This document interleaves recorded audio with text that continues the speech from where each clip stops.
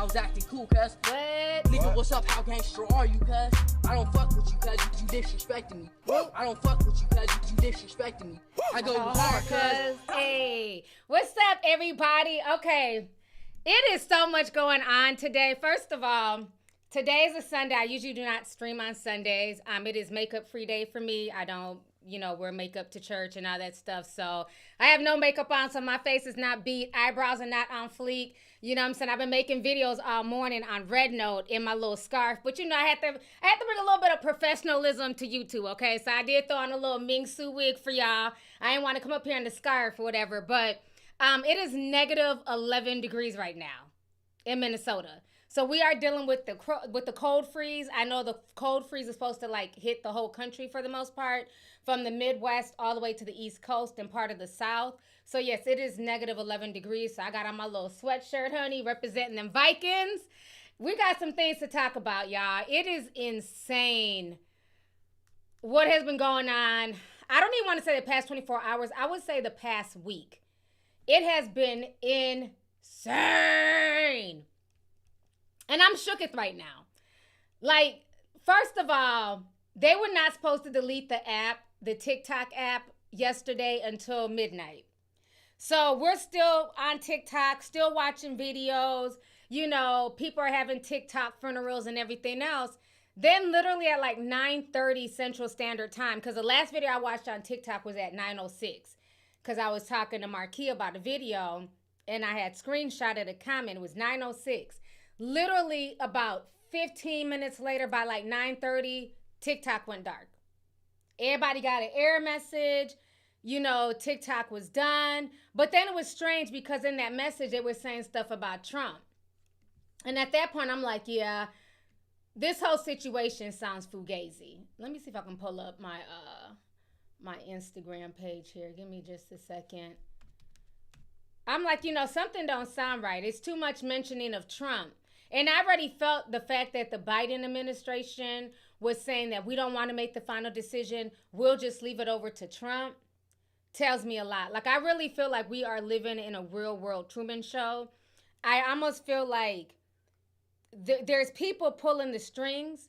And this is just one huge social experiment to see, how addicted we are to social media, to see, what will happen if they remove an app, because the stuff I've seen, the back and forth, has been insane. I feel like this was one big social experiment, and it's also to make Trump look like the hero. Right now on X, he's trending. People are thanking Trump. People are crying. Trump is like the new hero right now. Let me share my screen here. It's back is trending. You see the picture, Trump, PR stunt. Thank you, Trump is trending. Let's go to this hashtag. I smell a stunt. Trump. American users is opening it. Yeah, this is the note that people are getting now. Welcome back. Thanks for your patience and support. As a result of President Trump's effort, TikTok is now back in the U.S. You can continue to create, share, and discover all of the things you love on TikTok. How freaking convenient.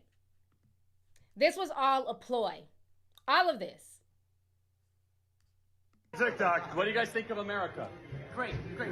Love America, and you love Trump? Yes, of course. This is the CEO of TikTok thanking Trump in his goodbye message and hanging out at the use of Greenland done. We're hearing a lot of it, guys. We're hearing a lot of it. There goes Trump Trump watch Jr. TikTok, Yeah, right? of course. I'll follow you. Oh, thank you. This was all a ploy. This was all a ploy.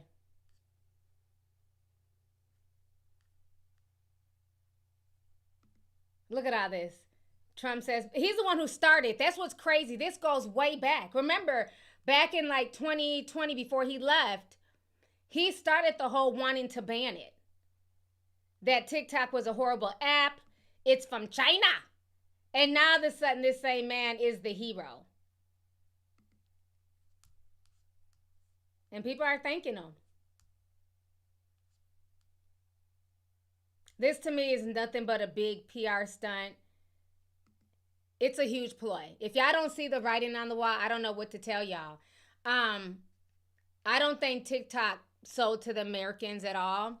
I think they came about, they came up with some type of backdoor deal where maybe America gets more money or they're splitting some type of percentage because it wouldn't make sense for them to sell it to America. What people don't understand is that TikTok is a very, very powerful app. You can say what you want to say about it, but let me pull up this statistic here. Ralph was talking about this on his stream earlier. YouTube obtained 2 billion monthly active users after 15 years of existence. Facebook, it took them 13 years. If TikTok keeps its current trajectory, it will probably reach that level in a quarter of the time. So they understand the power of TikTok. Hell, TikTok helped, with the young people, join MAGA and, and support Trump and rally behind him. So TikTok is a very, very powerful tool, and they know this. What's also very interesting, let me see here. I mean, just seeing like the news talking about it, how it's banned and everything else, only for it to like just switch up that quickly. That quickly, everything has been switched up. Let me pull up my Instagram here. So this was just yesterday. Sorry, TikTok is not available right now. A law banning TikTok has been enacted in the U.S. Unfortunately, this means you can't use TikTok for now. We are fortunate that President Trump has indicated that he will work with us on a solution to reinstate TikTok once he takes office. Please stay tuned. This wasn't even 15 hours ago that I posted this. And now TikTok is back. I posted this an hour ago. This is the video I posted on Red Note. Makes sense. So I go onto my app, just, by habit, bitch. And TikTok is back up. What in the Truman Show is going on here? Like, I feel like they're playing in our face. They're about to make it seem like Donald Trump is the hero. He got TikTok back. It hasn't even been 12 hours and TikTok is back. Tay, did you try your TikTok? My son was upstairs. It's back up. Like, this is ridiculous. I just feel like we're living like a real world Truman Show at this point. But I'm going to go live in a little bit.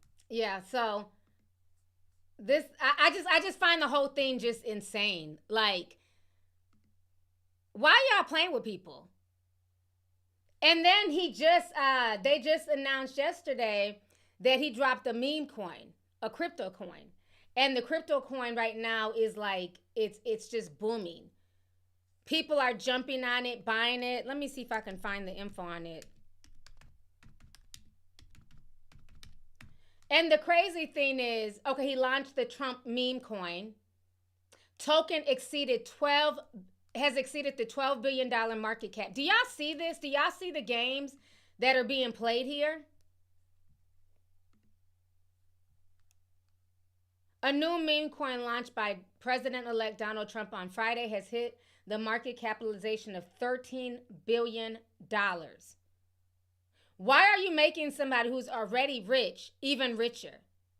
People keep crying that, they're struggling at work, they're not making any money, bills are piling up, insurance, and y'all have literally raised this man's meme coin in less than 24 hours. This is insane. It's almost like, what in the world is going on? I just feel like we're not even living in reality anymore.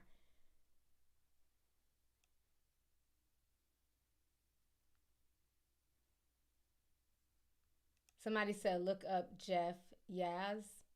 Hold on. I don't know who that is.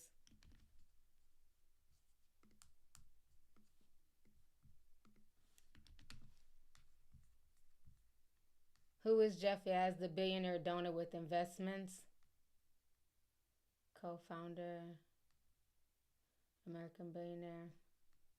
Why Donald Trump is now a fan of TikTok and inviting the app CEO to his inauguration. Who is, what is Jeff Yaz, billionaire, means to influence schools and court? Hell, that's all billionaires.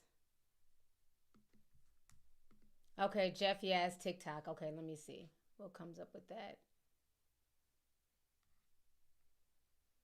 TikTok fortune, a billionaire Republican donor, Jeff Yaz. Okay, so it looks like he has something to do with the investments into TikTok. I'm going to have to look more into that. I haven't heard of him. So many billionaires up here. It's insane. So now that it's back up, what are y'all going to do? Like, what do y'all think of all this? Like, are y'all going to keep it, stay on TikTok? Or y'all just going to stay on Red Note? Have y'all deleted it?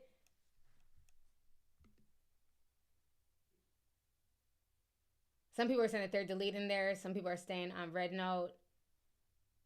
Yeah, people really need to open their eyes. They're definitely playing in our faces. And you know what's so funny? One thing I noticed on TikTok is just like all of the dialogue, people, you know, the back and forth. It's very interesting how the people were arguing, right? So you had some people who are really happy that TikTok was being banned because they feel like it's brain rot. Other people, there was a bitterness and a jealousy where people feel like, I don't think it's right that content creators are making money. You know, they shouldn't be making this much. You have to go get yourself a real job. And like I said on Red Note, can somebody explain to me what the fuck a real job is in 2025? There's no such thing as a real job. I don't know if y'all, you know, don't understand that. Nothing is secure in 2025. Do you understand that after Mark Zuckerberg did his speech about getting rid of the fact checkers and doing community notes and making Facebook and Instagram a more, you know, efficient place to, you know, a better app? He laid out 4,000 workers. He laid out 4,000 people from a quote unquote real job. Do you understand that during C-19, when people chose not to take the vaccine, they got fired from their real jobs? Nurses, people in the military, teachers. So all the talk of something not being a real job, I don't agree with that. You may not see it as a real job, but these taxes that we pay, oh, it's a real job. Trust and believe. But I understand the anger and I understand the bitterness from some people. I do get that. Because I think what has happened with social media is that a lot of these influencers, it's gone to their head. And now they think they're the new celebrities. Do you guys notice that with this whole ban, no celebrities were taken up for this app? Do you guys notice there wasn't a whole lot of celebrities saying, hey, don't remove this app. It's going to affect regular people and people making money off of this app. Do you guys notice the celebrities were strangely quiet? This young lady was speaking about this yesterday. This is a video that Marquia sent me. We were watching it last night. And she made some really good points. We're going to watch this real quick. There's a lot of jealousy, competition coming from all sides. So she made this point last night. This is the last video I downloaded from TikTok before it had disappeared. I seen somebody on my For You page ask, why aren't more music artists advocating for them not to ban TikTok? And that's a good point, because why aren't they? Why aren't more celebrities speaking out, especially musicians specifically, about the TikTok ban? Because, I mean, this is their bread and butter, right? Like, majority of the songs that popped off is because it was a trend on TikTok first. So why aren't they advocating for the app not to be banned? And I'm going to tell you why. Because celebrities don't give a fuck about us. Like, let's clock it. And I think the TikTok ban shows you that. I have rarely seen one of them speak out about this ban and how it will affect creatives. My mutual said something, Davey, in the comments said too, that a lot of celebrities don't want to seem like they need TikTok, even though they do. Like, they want to separate themselves from the common folk. And this is why I'm going to be so sad if this app gets banned, because Instagram has that same energy, that celebrity energy where, like, nobody's fucking relatable. Y'all never talk about anything relevant. Y'all not smart. The whole point of majority of celebrities is to keep you distracted, not informed, not educated, not inspired. Bitch, I ain't been inspired by, like, mainstream anything in, like, a couple years. I'm going to be honest. Y'all know who inspires me? Y'all.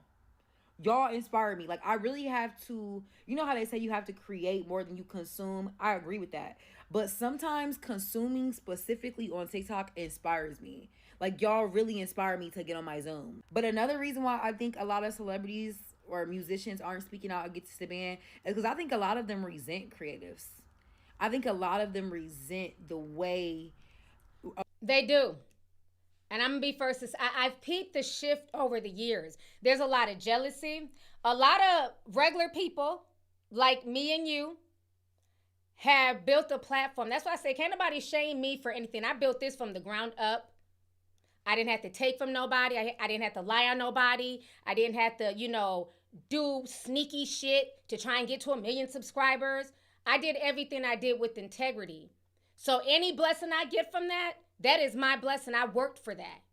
And I think a lot of celebrities, there's an animosity that regular folks who may not be, stereotypically attractive or thin or look a certain way for Hollywood are able to get on an app like TikTok and make a bag or become YouTubers. Look how many streamers are now eating better than any rapper. Look how many rappers are running to be on streaming platforms with streamers like Kai Cenat and, insert whatever popular streamer here.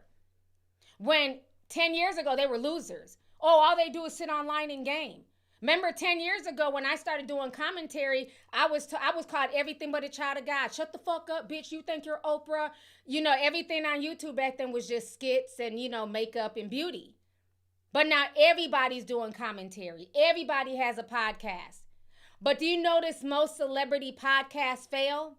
Most celebrity YouTube channels fail because they're not relatable. I'm not about to sit here and watch Ari's channel while she tells me that I'm broke as she's cooking eggs. Like, there's no humbleness with a lot of these people. So she's making a very, very good point. A regular person can get offered the same brand sponsorship as them. I mean, I literally had a mutual get on the same campaign as a Grammy award-winning artist. Most celebrities just want to be praised, right? It's very ego-centered. They want to be praised. They want to be worshipped, right? And so now that we no longer, it's no longer about worshiping somebody. It's about relating and connecting to people. A lot of them don't like that. They do not like that. If you don't think a lot of celebrities resent this app and resent the fact that, we ain't have to sell our souls, bitch. That's the real tea. Because look, now. Right, I didn't have to suck that. I didn't have to suck Harvey Weinstein dick. I ain't had to jerk off Diddy. Bitch, I built my own platform. And that's why a lot of these celebs feel away. Because a lot of us was just like, oh, okay, this is a new, all right, well, let me try this and see what happens and see where we go from here. Whereas a lot of them had to get on their knees and take it up the wazoo to get where the fuck they got. That's why a lot of them are mad. That's why they're not fighting for folks to, keep TikTok. That's why they're not speaking. Because you would think as much as regular people were pushing their music and doing them stupid ass dances, they'd be the first ones to stand in solidarity with the TikTokers. But they're not. So she's saying some real stuff. Jack the Queen. Now that we know the truth about the world, imagine what a lot of these people had to do for their positions. And now imagine somebody gets on this app and gets the opportunity to get in those same positions from just talking in their phone. I would probably be a little bit of a hater too, But it is really sad to see that they don't heal that hate and understand that this is how it should be. This is how it should be. You shouldn't have to go through gatekeepers and hoops and hurdles and through hell to share your gifts with the world. I think a lot of people have this mindset that, oh, I suffered, so you got to suffer. Well, I had to go walk across 7 seas and sell my mixtapes out of the trunk, so that's not the world right now. And I fear that a lot of celebrities specifically are not going to have long-lasting legacies because they refuse to adapt to the new times and refuse to usher in new creatives. You see how they're not even advocating for us, bitch. They haters. She made a perfect point. And then what was so funny, I took this screenshot in her comment section here. This person says, right, Queen Naja just said TikTok being gone will open doors back up for real artists. People want to listen to what and who they like. not what's shoved on us just because the artist is a celebrity. And so I went to go see if she said that, I need receipts. And she did. She deleted it. People started dragging her ass. I feel like TikTok being gone will open up doors back up for artists who make real music.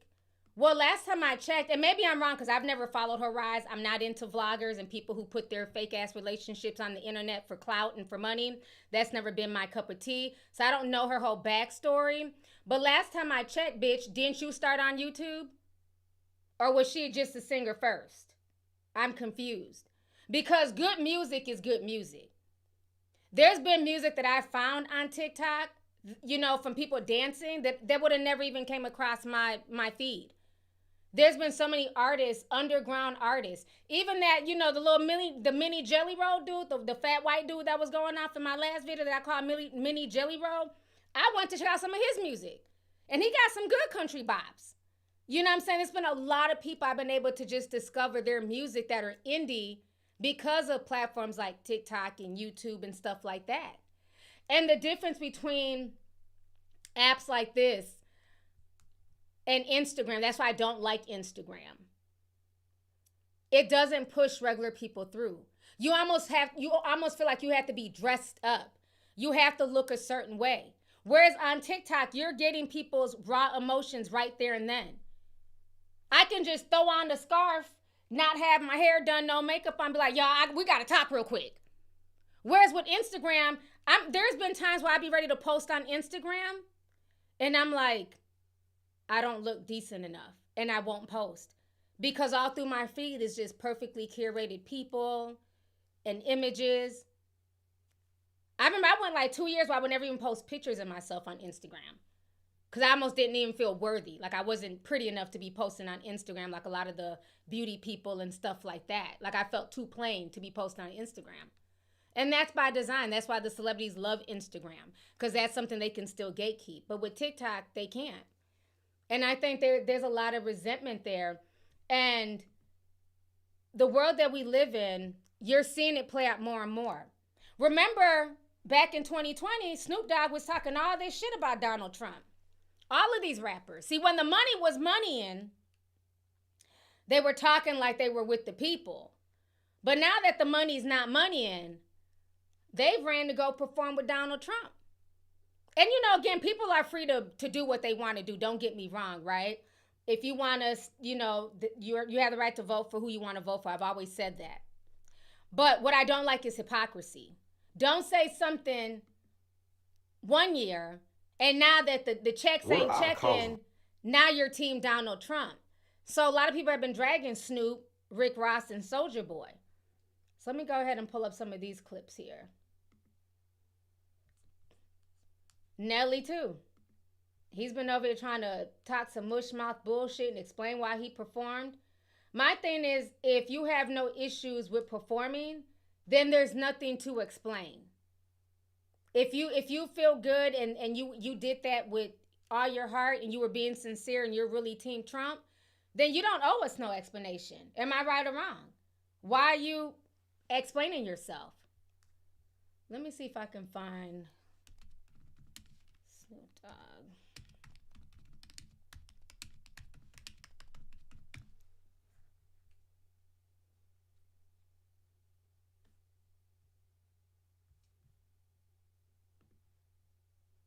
Snoop Dogg. Let me see. I'm trying to find somebody had like a whole compilation.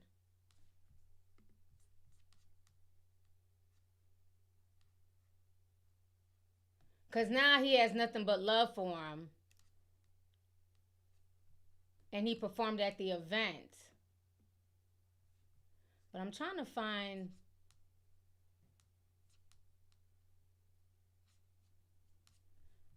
Alright, I'm going to keep looking for Snoops, but let me go ahead and play out what Nelly had to say. Because Nelly's copping please now too, which, again, do you, boo. But it just goes to show you that they're not really with the people.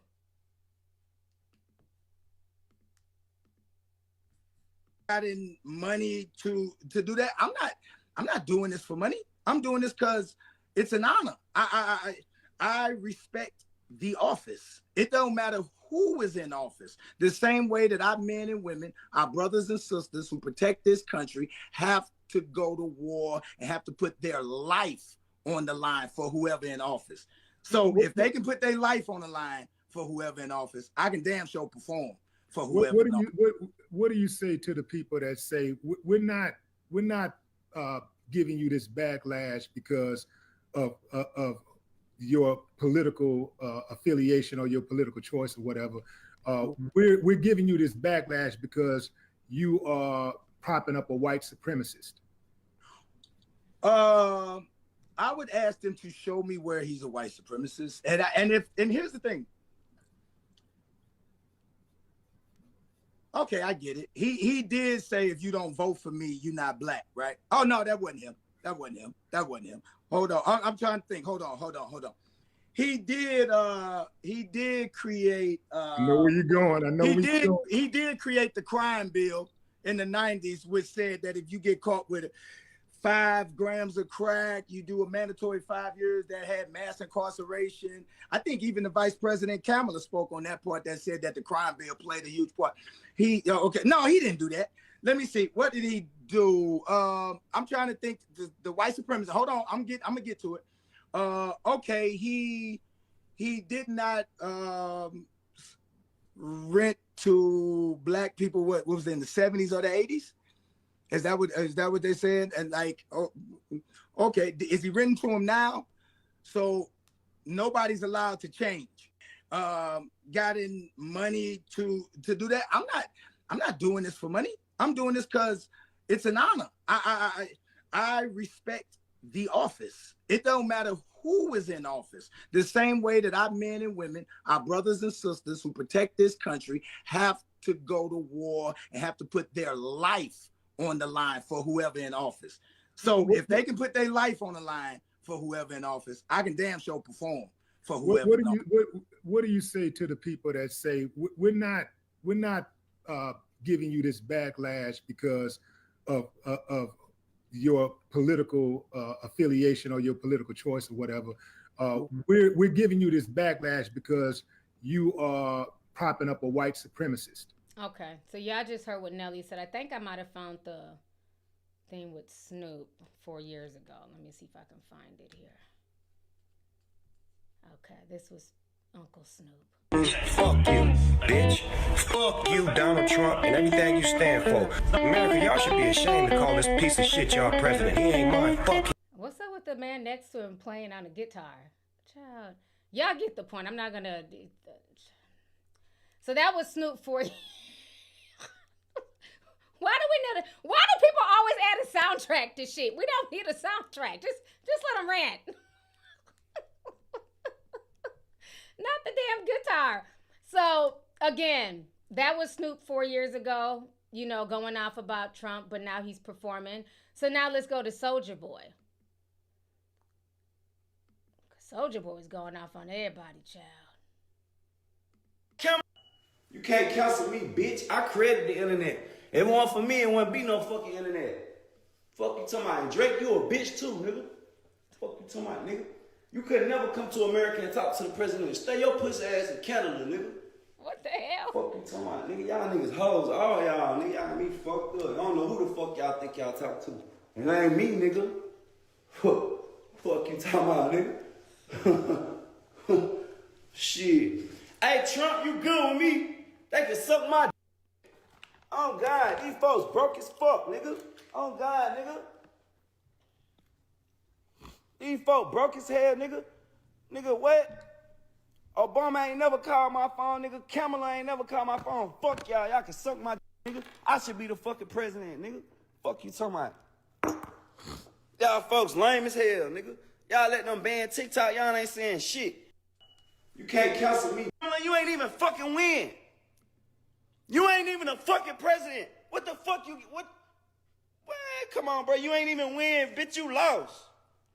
So I'm supposed to stamp you? I'm supposed to rep you? You lost.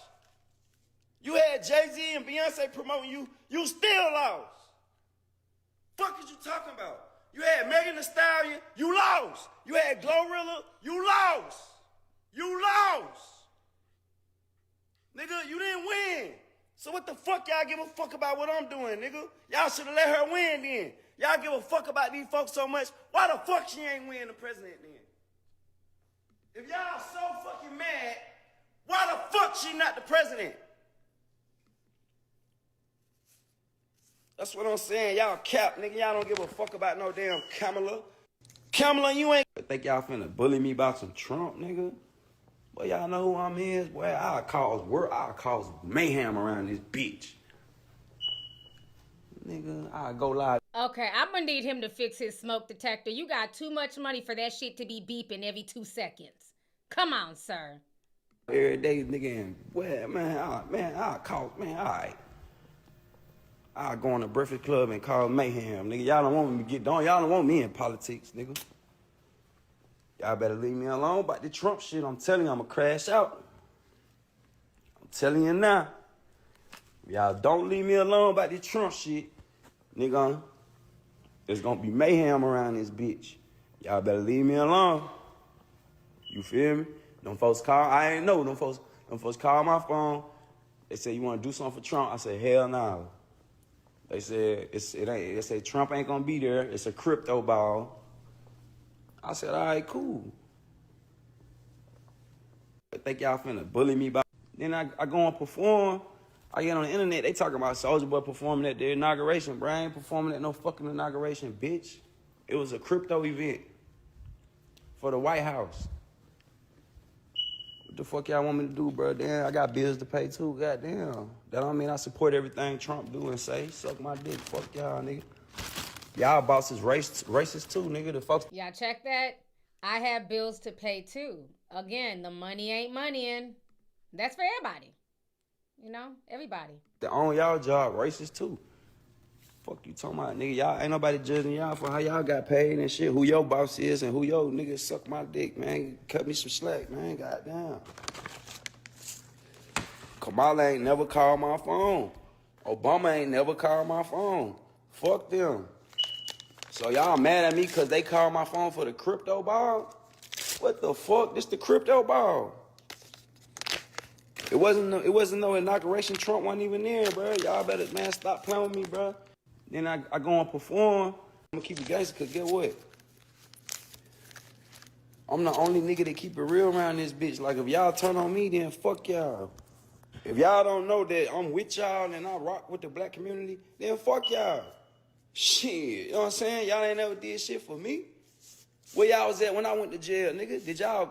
See, this is the shit I be talking about. Y'all have never done nothing for me. Soulja Boy up in this hole. Watch me quick and watch me roll. Like, we put you on. What you mean we ain't never did nothing for you? We banged the hell out that Soulja Boy song to get you to be who you are now. It's so funny how these celebrities forget. It was the people who got you to the position that you're in now. We made that song viral. We supported that song. We went and watched it when you posted on YouTube. We learned the dance. Don't do that, Soulja Boy. You're not gonna do that. You know, don't bring me back to 2007, bitch. Bail me out of jail? Fuck no. Did y'all do anything, man? What? Suck my dick, man. Y'all folks ain't never did nothing for me. What the fuck have y'all done for me? Y'all ain't done shit for me. Y'all gonna tell me who I can talk to and who I can't talk to and what I can do and what I can't do, nigga? Who the fuck y'all supposed to be? My daddy? Y'all my parents, nigga. My mama can't even tell me what to do. The fuck y'all supposed to tell me what I'm supposed to do for? And I been telling these pussy ass folks I need this goddamn smoke detector switch for like a week or two, man. I'm gonna keep it gangster, cause get what? Sir, if I can climb up there and change my own smoke detector, why the fuck can't you? Why do you have to tell people? Just go do it yourself. But anyways, like I said, these folks are a trip. They're a trip. You know, he has a lot of excuses. He's going off. He's snapping because he knows he feels away. He knows he was wrong. Because, again, if he was secure with his decision, there's no need to come online and rant. I'm not saying anything. If y'all don't like it, oh well. Next. So the fact that he's trying to defend his decision for performing at the crypto ball lets you know that he wasn't really comfortable with his decision and he doesn't like the backlash. But for him to say that, you know, nobody's done anything for him because we didn't bail him out of jail, we didn't put your ass in jail. I wouldn't bail my damn siblings out of jail. Keep your ass out of jail and you don't have to worry about going to jail. I'm not bailing no grown man that I don't know out of jail. Now, I will listen to your music. I'll support you that way like we did. You know what I'm saying? When you first dropped Soulja Boy, Tell 'em. But it's just very interesting how soon they forget. Very, very interesting. Let me go ahead and read some of these super chats here. APS says, hello from Bangkok, Thailand. Just want to show you love before heading to bed. Got to catch the playback. Thank you so much. Appreciate you. Alexia says, no fair. You look that good without makeup. Oh, thank you so much. I appreciate it. Thank you. Yeah, we gotta get back being comfortable. You know, just coming barefaced every now and then. You know, makeup is cool, but I damn sure don't need it. I put it on because I want to, not because I have to.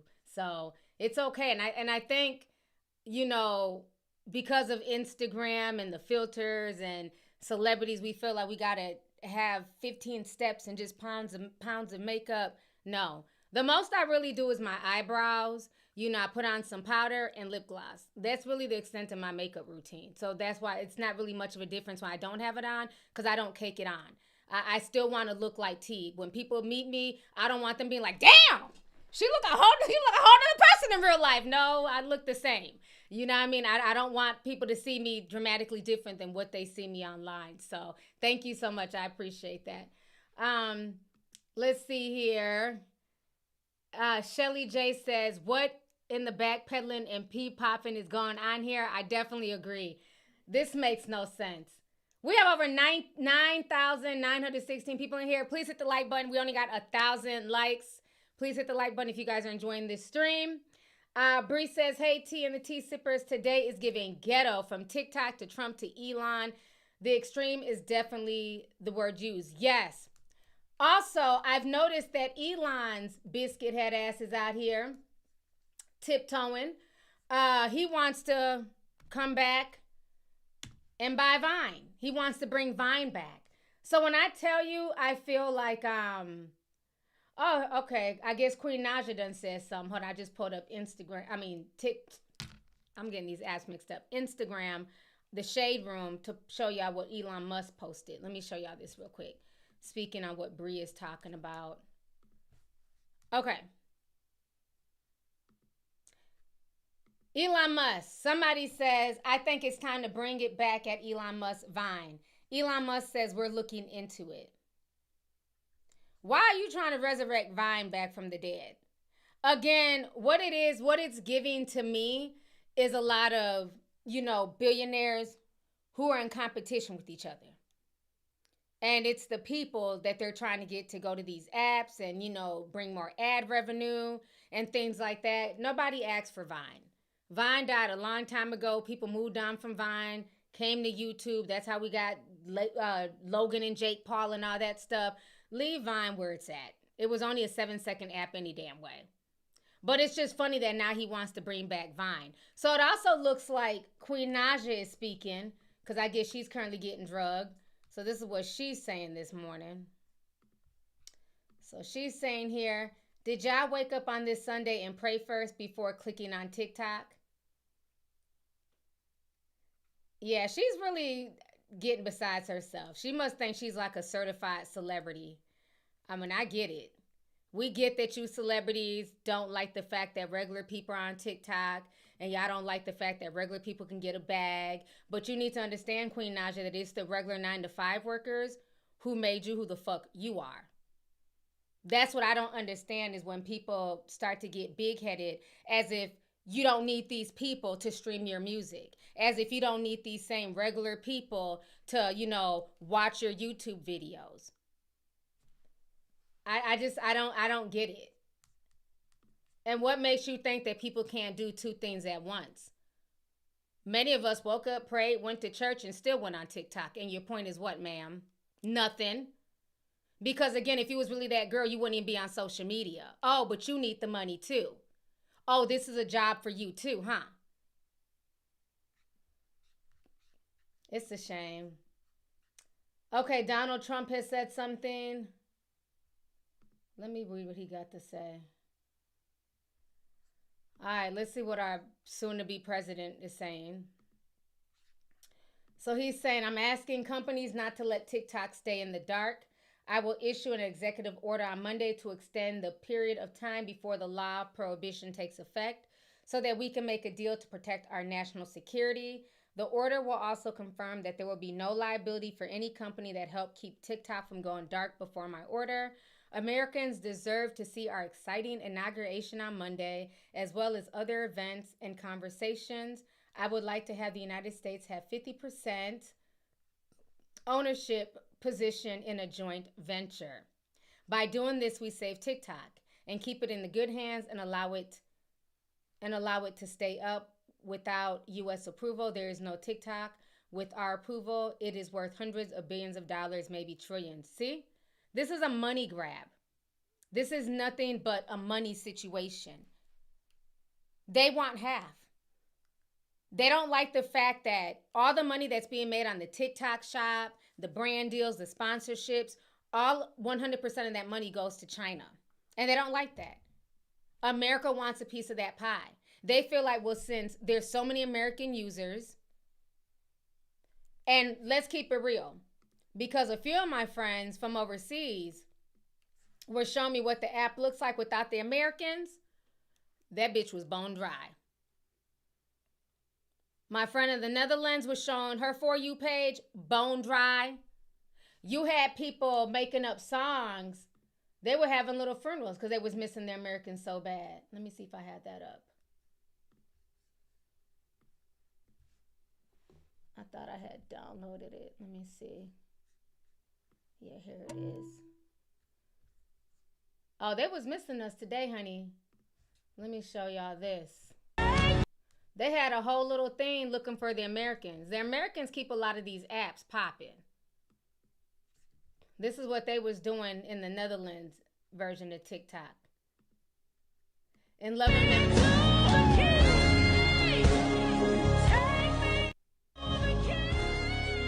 I don't want to play too much music, but it says in love and memory of the Americans.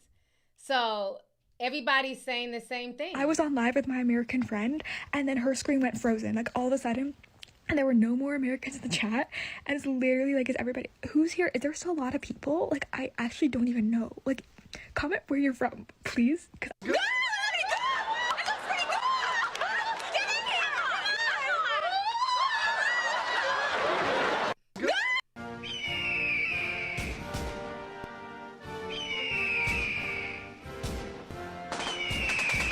This is how the rest of the world is reacting. This is my friend from the Netherlands sent to me this. The rest of the world are like, y'all know we are the bad kids of the classroom. We're the jokesters. We're the pranksters. We keep the classroom cracking, okay? They don't know what to do without us.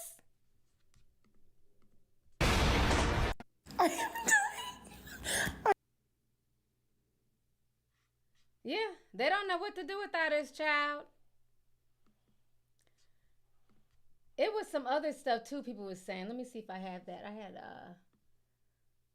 It might still be in my phone. I had took a screenshot. Somebody had posted on Discord. Let me see if I can pull it up. Just some comments that people were saying on like the Canadian version. Okay, I have it here. I'm going to send it to my computer. Hold on so y'all can see it.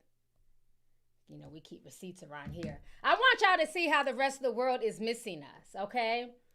So this is a money grab. This is a money grab. America wants a piece of that pie. Let's keep it real. America's gone broke, and we need money however we can get it. Okay. It's downloading. Thank goodness for AirDrop, child. Okay, here they go. So somebody had posted this in Discord. So let me show y'all some of these comments here. Okay.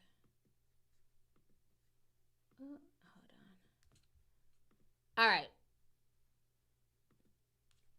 Okay, so here's some of the comments here. I never realized how loud they were. 125,000 likes. We're loud. We're abrasive, but we're also sweet, okay? Then somebody else says, guys, we can talk right now. Because they be scared. Because we take over these apps. Look how we've taken over Red Note. Somebody else says it's like we just witnessed a whole colony wipeout. Somebody else says it feels like all the loud kids stayed home from school. Americans are just insane. It's so funny. Let me see. Okay, there we go. That's the part about the loud kids staying home from school. So let me go to the next page. This person says, having to go to Red Note to see them makes me feel like a child of a divorce visiting their dad on the weekends. That is so funny. Somebody else says, it feels like we survived some type of apocalypse. Another person says, notice how no one is hating. Oh, talking about the Americans are haters. Somebody says, finally we can talk about our height in CM. Oh my goodness. So, again, the world felt our disappearance. Okay? The world, I don't care what they say, the world is missing us right now. We keep these apps cracking. We set trends, and especially the Black Americans. They set trends. They are the funniest people on social media. I don't care. Black folks, we have jokes. We have skits. We're going to make you laugh. We're going to make you cry. And we're going to cuss you out if we need to as well. You know what I mean? Like if it was not for Americans, especially Black folks, y'all wouldn't have these cool ass TikTok choreography dances. Y'all wouldn't have all these skits. The most popping streamers right now are Black streamers. So we keep these apps popping. I'm sorry. No shade towards the Netherlands. No shade towards China. No shade towards, the Caribbeans and stuff like that. But the Americans, we are the jokesters of the world. We're the class clowns. And we keep it cracking. Just saying. All right, let me read some more comments here. Esther Zoe, what's up to my Zoes? Says, T, I feel like I'm in a toxic relationship with TikTok coming back or leaving. I know Trump is using this distraction to his advantage. I definitely agree. It's crazy. It's been like a whirlwind these past 48 hours. It really has been. Lovely Trini says, everyone, TikTok is back and they thank Trump. Yep. They're definitely giving him his props. Lauren O sent 10 says, T, 2025 bingo card is going out the window. Also, are you going to open the Discord back up? Discord will not be opened up for a while. We have more than enough people in there, and we're still cleaning up house and getting things together. Once everything is smoothed out, cleaned up, how we need it, then I'll open it up. So, but it's not going to be anytime soon. So if you're in Discord, stay, because we're not even really letting people back in unless you have a good reason for why you're out. Let's see here. Lex Nuno Senpai says, I just want to say you look gorgeous without makeup. Stay warm. Thank you so much. I appreciate you. Thank you. Rose Marin says, Nikado voice, they're always 2 steps ahead. Pin Pin says, T, they shut it off midnight Puerto Rico time. Okay. So the Puerto Ricans got to enjoy it till midnight. It was over by like 9:30 here in Minnesota. Mia La Americana says, y'all know Trump and his praises. Remember, he wanted his thanks when he sent out the stimulus checks. Oh, yeah, that's that narcissism in him. Let's see here. B. Halette Santen says, this narc is playing in people's faces. He pushed the ban. Now he can play the hero in the chaos he created. I definitely agree. Because people forget, like I said in the beginning of the stream, he was the one who first pushed the ban in 2020. All the talk about China. Now he gets praised and seen as the hero. You can't make this up. But like we always say on this channel, the world is a stage. And this just goes to prove it. Rcent1999 says, I was screaming for you to go live. I've been a subscriber and a membership member for years. You've gotten me through house cleaning and binge watch during the construction of my store. Love from your favorite Arab. Oh, that's so sweet. Thank you so much. I appreciate your love and support. It means the world to me. So thank you. Thank you.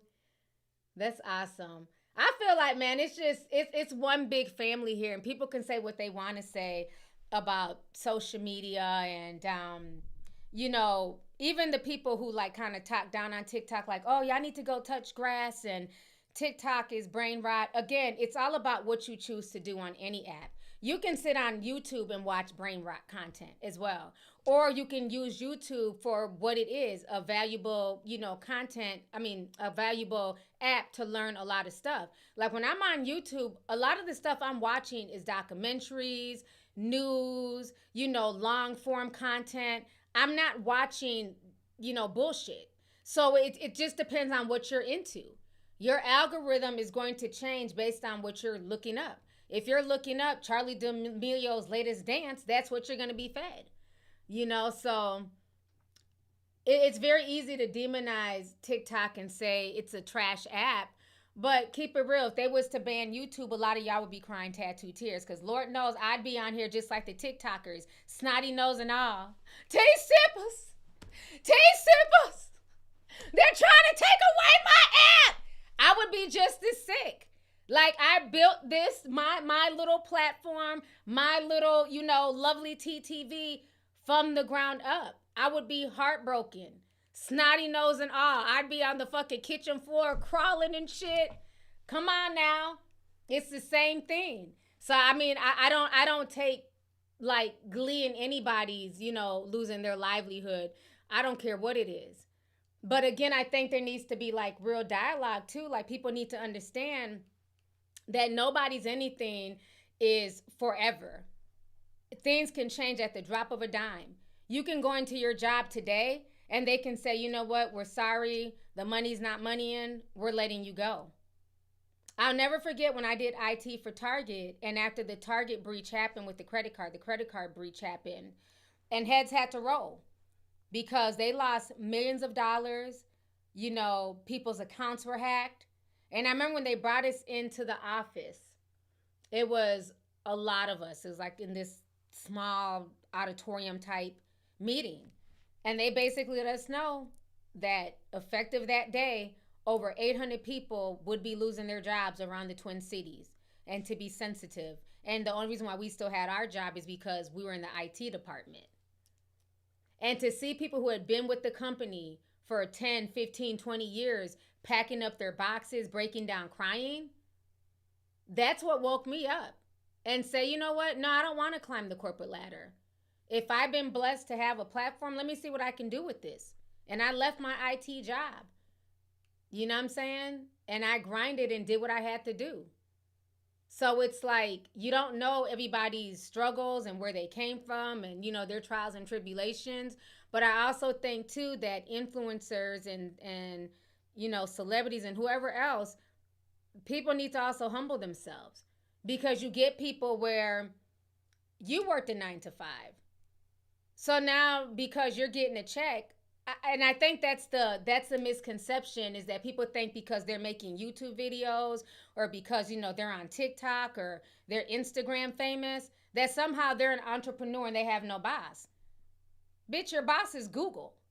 If you have to wait until the 22nd of every month to get your check deposited, that is your boss. What are you talking about? Like, I never understand how people like have this mentality like they're really entrepreneurs. You're literally running a podcast on YouTube, Fresh and Fit. You're not an entrepreneur. You gossip for a living. Just say it's a hustle. It's a way to, make income, but that doesn't make you a boss. And I think that's where the disconnect is that people feel like once they've, quote unquote, graduated from working a 9 to 5, now they're up here. Or because now they own a boutique, now they want to talk down. Because I would see that all the time in Atlanta. As soon as they open some type of store, some type of restaurant, some type of AliExpress boutique, now they're just that girl.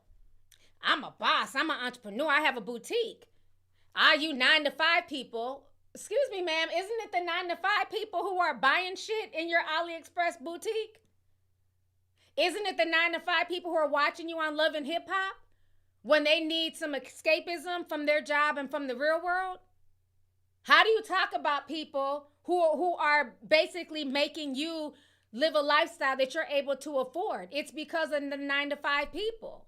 So I never understood that, how people all of a sudden blow up on social media and now they're up here and y'all are down there.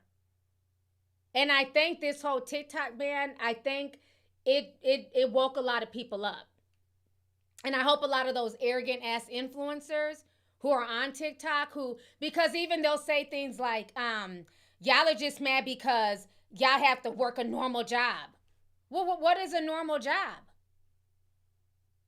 I think anybody should be proud of whatever work they're doing. Regardless if you're the fry cook at Bojangles, somebody got to do it. The janitor at the high school, somebody has to do it. The stock boy at Walmart, somebody has to do it. The content creator, somebody has to do it. So maybe your boss is not the white man, but you know who else my boss is outside of Google? The algorithm. And when I tell you that boss is even more stressful than any corporate boss I've had, it's insane. There are nights I don't sleep till like 3-4 o'clock in the morning because I'm up taking notes and trying to figure out, the next video to make, the next topic, downloading this, downloading that, researching, making sure this is factual, because on my channel, I work with integrity. I don't try to put out bullshit to get clicks and views. The algorithm being your boss is not a good thing either. When I left, for those almost three weeks that I was gone off of YouTube, I didn't go on social media. I literally had a mental breakdown. I was fighting a lot of ideations. I was going through a lot of stuff mentally, and I knew I had to take a break from everything. I had to shut everything down. And what did the algorithm do? It kicked me out of the algorithm. You get punished for taking breaks on YouTube. It kicked me out of the algorithm. And of course, it causes your pay to go down. You're not getting the views. So then when I did have to come back, I had to work twice as hard. That's why I was having to pump out more content, because I had to get back in the algorithm. Because they pull you out after about a week.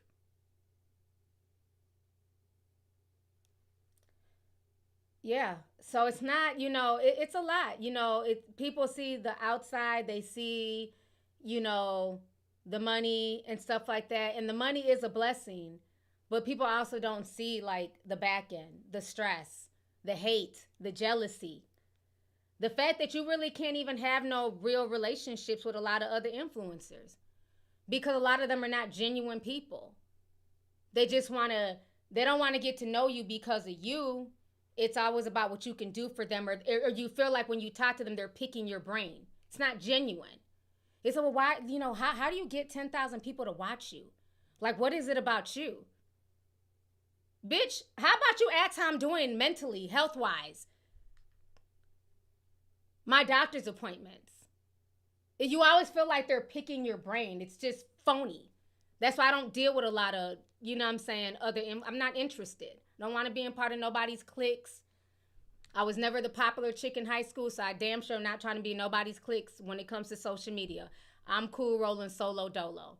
I got a few influencers like Dogface and a few others that I'm cool with that I talk to, on a regular basis. But other than that, it's not a whole lot, because it's like this weird energy, weird competition. And then half the time you don't even know if you can have genuine conversation because they could be recording it. It's a weird space. It makes you not trust a lot of people. So don't ever let anybody make you feel bad for having a 9-to-5 job and living a regular life. Because sometimes when you're just living a regular life and you just have your family and your close friends, that's worth more than gold. Because sometimes that paranoia fucks with you. When you got to decipher, do people want to get to know me for who I am, or are they just here because I'm lovely T? So yeah, it's a double-edged sword. And that's the part influencers don't talk about, because they want to make everything look so grand and perfectly curated. That's one thing I will say that is the difference on TikTok, is that there's an actual community on TikTok. There's no real community here on YouTube. Everybody's jealous, backbiting, trying to take other people down, stepping on folks, exposing. It's insane. This is why I stay in my little bubble. I don't want to be friends with a whole bunch of celebrities and content creators and all that stuff. I want to be friends with the people who got me to where I'm at. This is why I do events for my tea sippers. This is why I do meetups with my tea sippers. I don't do events for other influencers. I'm not interested. It's fake. People will take pictures with you, post them for a little bit, and then turn around and delete the pictures. Like, how fake is that? If I post a picture on my social media page, it's up for life. I don't give a fuck. It's on the internet. Whatever you post online is online forever. I've taken pictures with people and they turn around and they delete them because you might have been getting too much attention in their comment section and it fucks with their ego. It's a weird space. It's a weird space. So, yeah. Not somebody's name being the not Bojangles Fry Cook. Somebody has a username, Bojangles Fry Cook. See, I am a part of the culture. They sent $5. They said the Truman Show and The Matrix were nonfiction documentaries, not fictional movies. I agree. I remember watching the Truman Show, me and my play cousin Santiago. Shout out to Santiago. I know he's probably watching me. I remember us watching that back when we were like, we had to be, man, maybe 14, 15 when we watched it at the theater. And you know, when you're a kid, you don't really get it. You don't get all the nuances. And I went back to watch the Truman Show about a few months ago. I just sat in my room and I watched it. And I'm just like, this is insane. Go back and watch the Truman Show now in real time. And this took place in like 1997 is when it came out. To know that we are literally living in a real life Truman Show. You got people who vlog every day. We know what they're doing every moment of the day. It's crazy. It really is. Let's see here. Iana Lachey. What's up, sis? She says, I agree. It's definitely a weird space. Yeah. And I thank you. You're one of the few influencers, and I know I follow you, and you're sweet. You come to all my events and show love, and I really appreciate it. And I've learned a lot from watching your content as well. So, you know, you got some influencers that are cool, down to earth. They're not on no cocky, arrogant stuff, but it's a small few. It really is. It's a small few. You know, Karine Allude, she's another one. Beautiful Haitian sister. She makes YouTube videos. I was surprised she was in my Discord. You know, she's a Discord member and everything. You know, so you do got influencers who show each other love and support and things like that. But it's a very lonely space. It really is. A lot of the people that you see together, like, oh, we're collaborating. It's so fucking fake. It's like once that camera turns off, they go their separate ways. They just do it for the viewers, for the fans, not really because they really like each other. That's why when they fall off, they're exposing each other and beefing and all this stuff because they were never really friends in the first place. So, yeah, it's a really, really weird space. Yeah, Corinne makes some really good content. I love her content. Let's see here. For the sake of Haiti, shout out to my Zoes. He sent 5, says, I was just about to edit my Haitian video on CapCut and got a sorry notification. I wonder what else they're going to take away our freedom. Yes, CapCut is gone. Lemon 8 is gone. Well, they might be back, but last time I checked, let me check. Because last time I checked, CapCut was still gone. Let me see if it's back up. I never downloaded Lemon 8. I can't do any more apps. I already have Duolingo. Let's see. Is CapCut back? Nope. Says sorry. So CapCut is still not back up. And they're owned by ByteDance. So hopefully it'll come back up soon. We'll see. But thank you for the super chat, love. Lex Nuno says they showed us how easily they can control and manipulate our emotions. This was some weird form of propaganda and energy harvesting. Talk about it. I love that point. Energy harvesting. It was. Look how many people broke down crying. And like I said, I'm not judging them because if this was a YouTube thing, I'd be on here snotty nose and all on the floor having, a conniption. So I'm not judging, but you're right. It is about energy. I mean, people were breaking down. People were talking about going to be strippers on stripper poles because they're trying to match the income that they were making on TikTok. But the real tea about that is the money ain't moneying. So even the strippers ain't making no money like that in the real world. Yeah, it's crazy. They took CapCut away because it's owned by ByteDance. And there's a few other apps that they took away as well that I'm not familiar with. If y'all want to write them in the chat, you can. But it was like about maybe 4 or 5 other apps that ByteDance owns that were taken away, on top of TikTok. And so what I'm also hearing is that if you deleted your TikTok, you can't get it back right now because it's not in the App Store or the Google Play Store. So I never deleted my app. So I kept it on. I had no plans on deleting it. Let's see here. Yardy Styles says, Kamala conceding to them, leaving this to Trump to make him the hero. There's something sketchy at play. We are being prepared for something big. Yeah. Even him and Obama chopping it up was weird to me. It kind of, and maybe I'm reaching, but as a old school, I don't watch the new school stuff on Netflix, but as an old school WWF, WWE fan, it kind of felt like, remember when Razor Ramon, Shawn Michaels, and I forgot what other wrestlers, y'all can write them in the chat. Remember when they basically broke the veil and they hugged after that huge fight at SummerSlam? And I guess one of the people in the crowd had recorded it and it went viral. Do y'all remember that? That's what it kind of reminded me of when I seen Obama and Trump just chopping it up and laughing. It reminded me of that moment in WWE history.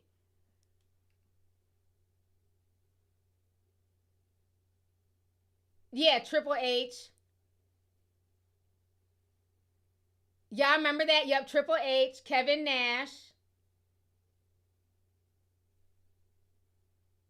The curtain call. Okay, y'all, I'm glad. See, I love my wrestling fans. Shout out to y'all. My wrestling fans are in the house. The curtain call. That's what it reminded me of. I'm like, what in the WWE is going on here? But remember, our governor back in the day, Jesse Ventura. I remember he told us that. He said politics is like wrestling. It's like the WWE because he used to be a wrestler back in the day. He was Jesse the Body Ventura. Then when he became our governor, he was Jesse the Mind Ventura. And he said that back in the day. He said politics is a lot like wrestling. We fight, the Democrats versus the Republicans. And he was calling it like the Bloods versus the Crips. And he's like, we do all that fighting in public. But behind the scenes, we're chopping it up. We're eating with each other. We're going out to dinner. We're going to each other's houses. This was a play on both parts. I blame both. The Biden administration and the Trump administration. They both played us with this TikTok situation. This was our curtain call. I really feel that way. Yeah, Jesse the Body, honey. That was our governor here in Minnesota. He was a good governor. He made it where you couldn't car tax. Back in the day, they could just tax you anything. So if you had a brand new car, if they wanted to tax you $2,000-$3,000 for your tabs, they could. And he made it a law that you could not tax over, I think $1,000 was the maximum, no matter how new your car was. And that law is still in effect in Minnesota. So I was super happy when I got my Lexus a few years ago that they couldn't tax me over $1,000 for tags. Because back in there, they could tax you anything their heart desired, literally. But he put an end to that. Yeah, they're all in on it. They definitely were all in on it. Yep. Let me see here. Crystal Hunter says, T, I deleted my app. How do I get it back? You're not going to be able to, unfortunately, until they bring it back to the App Store. So maybe once, Trump gets into office tomorrow, you'll be able to download it, but I don't think you'll be able to download it today because it's not in the App Stores from what people are saying. Let's see here. Magpie sent $5. Says Israel admitted that Trump forced a peace agreement. I feel like he's working overtime to show that he's that dude. I definitely agree. And speaking of Israel, let's talk about this. Since a lot of people want to say that the reason why TikTok was being removed was because of security. If you go back to what was happening, because, okay, Trump was talking about banning it way back in 2020. Then, you know, he got taken out of office. Then here comes Joe Biden. And they never talked about it again, right? But when did they really start talking about banning TikTok again? They really started once the war was going on with Israel and Gaza. Because remember what happened before they started talking about banning it once again. They were making it seem like they were just, you know, blowing up the people who did what they did on October 7th. Then the Palestinians started uploading their own TikToks. And we were seeing on our For You pages, babies getting blown up, hospitals that are supposed to be, you know, you're not supposed to, like when it comes to war, you're not supposed to blow up hospitals and schools. There's certain, you know, protocols that you're not supposed to do. And they were showing that the Israeli army was bombing hospitals. They were bombing refugee camps. And so once all of this was being made public, and the Americans were seeing this, and you had college students, remember they were protesting. Remember at major universities, they were protesting against the war that was going on in Gaza. Remember Candace Owens, she got kicked off the Daily Wire for her stance about what was going on in Gaza because we found out a lot of our taxpayer dollars were being funded to slaughter these people. Then all of a sudden, here comes talk of banning TikTok. If you really follow the rabbit hole, that's where it comes down to. It's not about the security, because if that's the case, why was it ever an option in the first place? If that was really the case, it should have never been an option. But once the truth started getting out there, that's what they didn't like. And so it's very interesting that now that Trump is in office, he's been able to, you know, put on a ceasefire and come in like, again, another hero, you know, stopping the war. So it's all by design. It's all by design. Let me see here. Oh, we got over 10,000 people in here. Happy Sunday, everybody. Hit the like button. Malay Njimbug sent $4.99. He says, TikTok is like a custody battle, but who do you think the baby mama is, China or the U.S.? It really is. It's like we're getting pulled by both sides.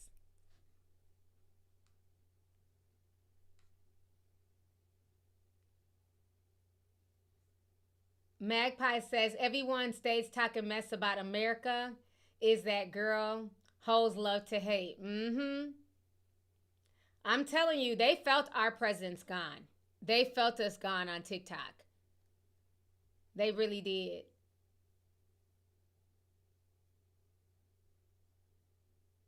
Let's see here.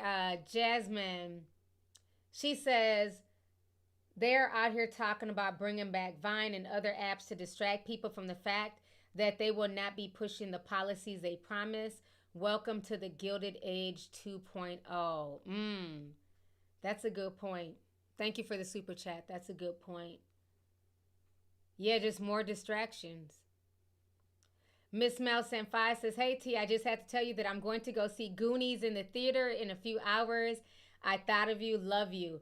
I've been seeing movie theaters doing that more lately, where they're showing like old school movies to get more traffic. So that's awesome. Definitely enjoy the Goonies. That's one of my favorite movies. Let's see here. Alicia Elliott sent $9.99, says, I'm over all American social media apps. I'm using apps and Nicki Minaj's app, Gap City. I won't be watching the news or any mainstream media. Much love from Tennessee.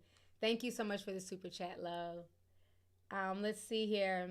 Marlon Harrison sent $50. Thank you so much, Marlon. I hope you're doing good.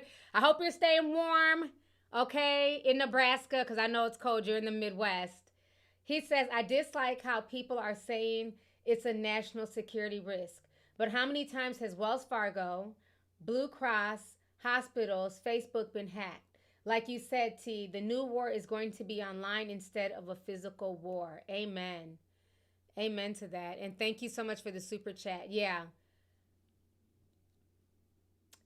The security is constantly at risk. What scares me?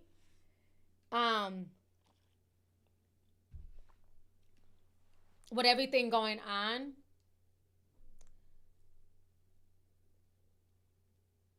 I definitely think this was a test, right? And it shows how much we rely on social media for everything, from our entertainment, our livelihood, our connections, how people broke down crying, freaking out. What is going to happen if the grid ever goes out? This was just a small taste of an app being taken away. Think about if the grid goes out and there's no power and we can't get on these apps. We don't even have lights. We don't even have water. Because, there's not going to be any electricity running to the power plants. Those are the things that kind of keep me up at night. If people can freak out over an app like this, when there's other apps to choose from, we still have lights, we still have water. What happens when the grid if? And it doesn't have to be, don't get me wrong, I'm not hoping that to happen, of course, no. And it doesn't even have to be like a cyber attack or anything even nefarious. Think about how bad our infrastructure is right now. We have bridges collapsing. A lot of our infrastructure is old. Think about what happened in LA recently with the fires. There's still millions of people right now in LA who don't have electricity.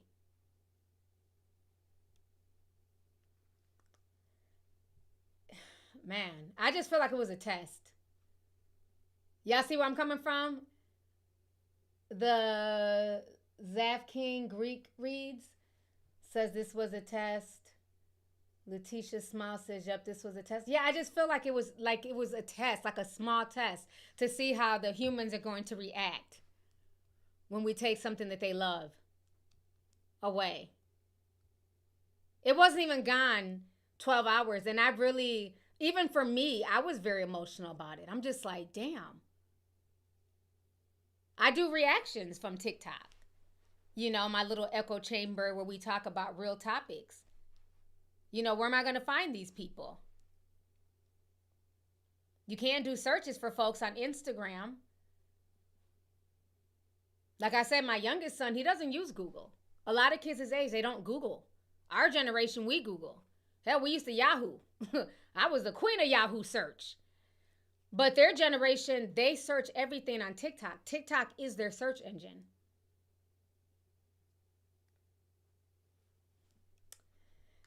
Yeah, man. It's getting real out here.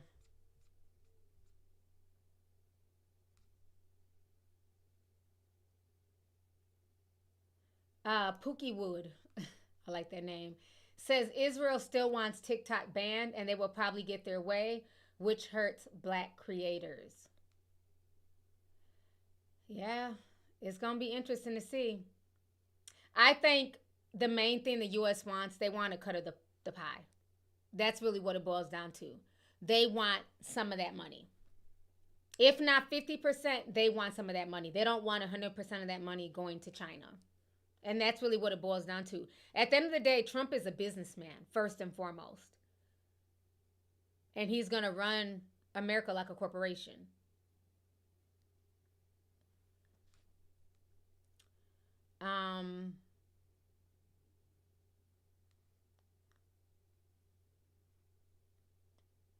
Let's see here. Make it make sense, Sim 499, he says, I hate entitled content creators.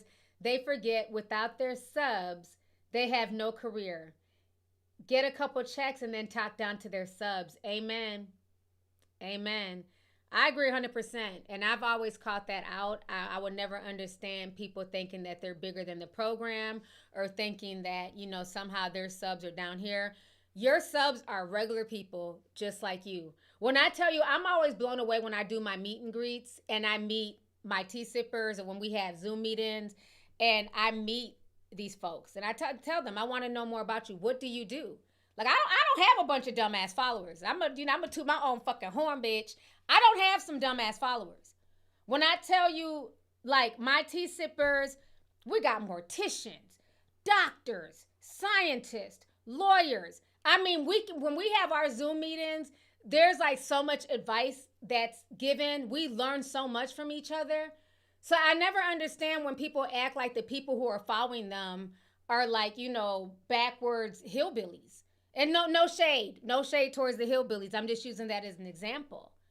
A lot of your followers are smart people, educated people with degrees, masters, all types of stuff. You know, so people need to understand that. They really do.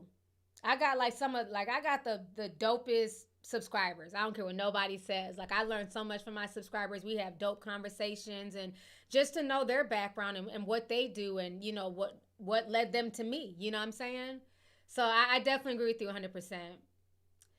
Let's see here. Burr Weezy sent 10, says, T, did you see the video of the influencer admitting to lying about content before the ban? No. Admitting to lying about content? No, y'all are going to have to send me that video. I didn't see that video. Well, let me see if I can find it. Influencer admitting to lying about content. I wouldn't be surprised. A lot of these influencers, that's all they damn do is damn lie. Influencers found themselves in hot water after jumping on a last-minute trend, revealing what they've lied about to gain millions of followers. Are you serious? It's on the Daily Mail. Hold on, y'all. I didn't even know this was a thing. I'm telling you, some of these people on social media, these influencers, they're a weird bunch. Let's check this out real quick. It's on the Daily Mail.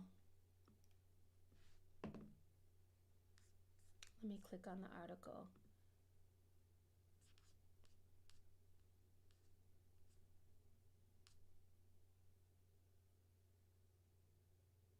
Okay. Let me share this with y'all. Okay. So this is the article here. Horrified fans slam TikTok influencers admitted that they've been lying about content just one day before the ban.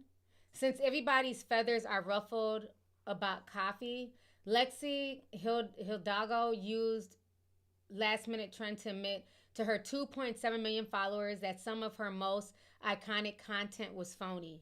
I believe, especially with a lot of these white content creators, they stay lying and making up shit. Since we're all gonna die, there's one more secret I feel like I have to share with you. None of the videos are playing because TikTok is gone, I guess.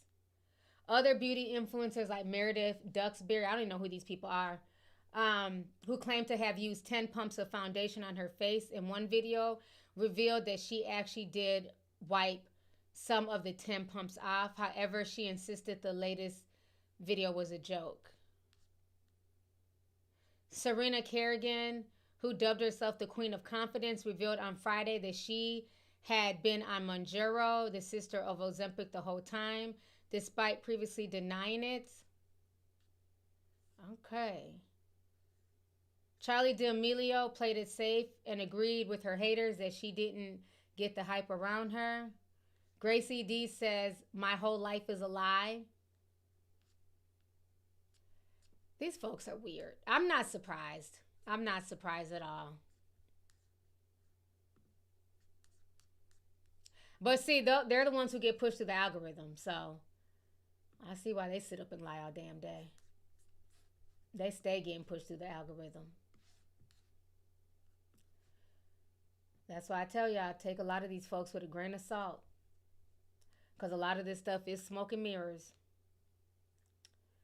But thank you for that. Thank you for that information, Berweezy. Let's see here. Miss Melanated sent $4.99 says it's hard out here. I'm past 60.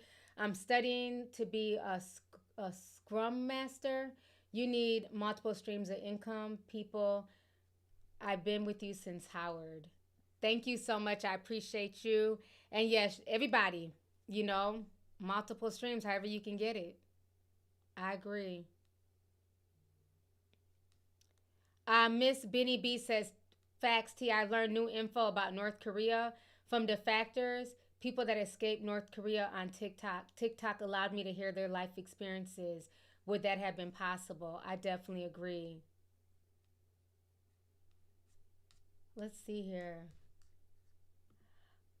I didn't even peep this. Moneybag Mo. Moneybag Mo's in the building. Thank you so much, sis. She sent $499.99. I'm not going to lie. I've been worried about you. I hope you're okay. I hope you got everything that I sent to you. So thank you for reaching out to me. And I hope you liked what I sent to you. And just thank you for being a longtime supporter of my channel. Thank you for just supporting my channel. Always coming through, showing love. It means a lot to me. Like I always tell people, I don't, it just makes me humble that people send anything. I don't care if it's $499 that Moneybag Mo sends every time she steps through, or somebody sending $199. It means a lot because people don't have to send super chats. They don't have to send any money, and the fact that people do, it's very humbling, and just thank you so much. Thank you for just always supporting my channel. So, not only am I grateful and humbled and thankful for the super chat that you sent, I'm really happy to know that you're okay. So thank you so much, sis. Appreciate you. Man, oh man. When I have the best supporters. I really do. I really do. You can't pay for this. And I think that's why a lot of celebrities feel away, because they made it their life's mission to make it seem like they're up here and they're so much better and they're untouchable from their fans. And whereas with a lot of influencers, the ones who are genuine anyway, we have a really genuine relationship with our supporters, our followers, whatever you want to call them.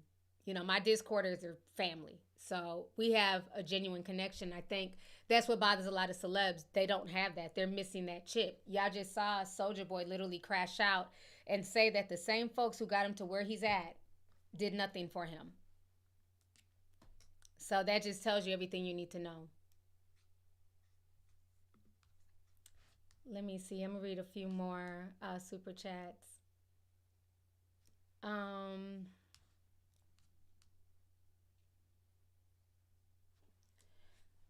Okay, so Make It Make Sense sent another $4.99. He says she is absolutely telling the truth right now. YouTubers treat other YouTubers as competition. Very few have altruistic motives. Proceed with caution. Amen. It is the truth. I learned my lesson, child. I don't fool with too many YouTubers. I watch a lot of people.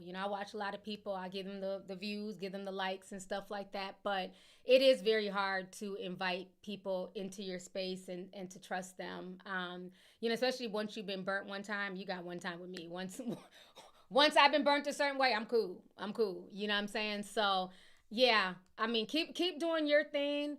I wouldn't worry too much about trying to connect with other, YouTubers and collaborations and all that. Stick to your channel, stick to what works for you, and connect with your fans. Your fans is who you need to connect with. They're the ones who come for your content. You know what I'm saying? I love what you do. So that's really what it's about. It's not about the other YouTubers, because all they do is they just turn into this weird ass competition. Bitches be in competition with you that you don't even know that they're in competition with you. You're really on some genuine shit, trying to be friends and be cool. And they're really seeing you as like competition. Like they're just, the jealousy is just eating them up. You know what I mean? So proceed with caution on all these people on here, to be honest with you. So I'm cool. You couldn't get me to collaborate with another YouTuber if you paid me $1 million. I'm straight. Next. Objection. Nope, I roll solo dolo on this bitch. I'm cool. No, sir, no, ma'am. Let's see here. Cooking and vibing with T. Senten says, new subby. Queen, continued blessings on blessings. Thank you so much. I appreciate you. Thank you for coming through and showing support. Let's see here. RF Sim 499 says, anyone seen the cartoon on Netflix show Inside Job? I feel like that's what's going on. No, I haven't seen that yet. I'm gonna have to look for it. I haven't seen it, but thank you for that. Inside Job. Even the name sounds very conspiratorial. Let's see here. Forever Your Leo. What's up, sis? Says, between Biden's farewell speech and the weird energy from these billionaires, it's been a bit of an uneasy feeling in the air. Yeah. And what was so funny is how he was talking about, this country's not being controlled by an oligarch. Yeah, and y'all were too. Like, don't act like you're not living a nice life and you're comfortable and you're your son and all this stuff. Like, America's been a corporation. It's like even all of these apps that came in the guise of convenience, they don't care anymore. Now that they got the people hooked, they got the money, now all they're worried about is their shareholders. There's no customer service. There's nothing authentic. Everything is about money and shareholders. That's just all it is. So his farewell speech was just, I don't know. It was creepy and it was just annoying because it's like you're not saying anything that we didn't already know. But I do feel like what's going to happen this year, I don't know. That's very uneasy because you have Trump and then you have our second president and, Commander-in-Chief Elon Musk. I saw a video the other day on Instagram when I was scrolling, and he was talking about AI and how he wants to build, more robots and, implement AI into everything. And they basically asked him like, okay, but if you're trying to bring in and you're trying to usher in all of this AI, what are the humans going to do as far as work? And then he was basically like, well, yeah, that's when we start talking about universal basic income, UBI. But when the Asian man, I forget his name, it's escaping me, somebody Yang. But remember, he was talking about that years ago when he was trying to run for president. And they shamed that man. They shamed him. And now Elon Musk is talking about UBI.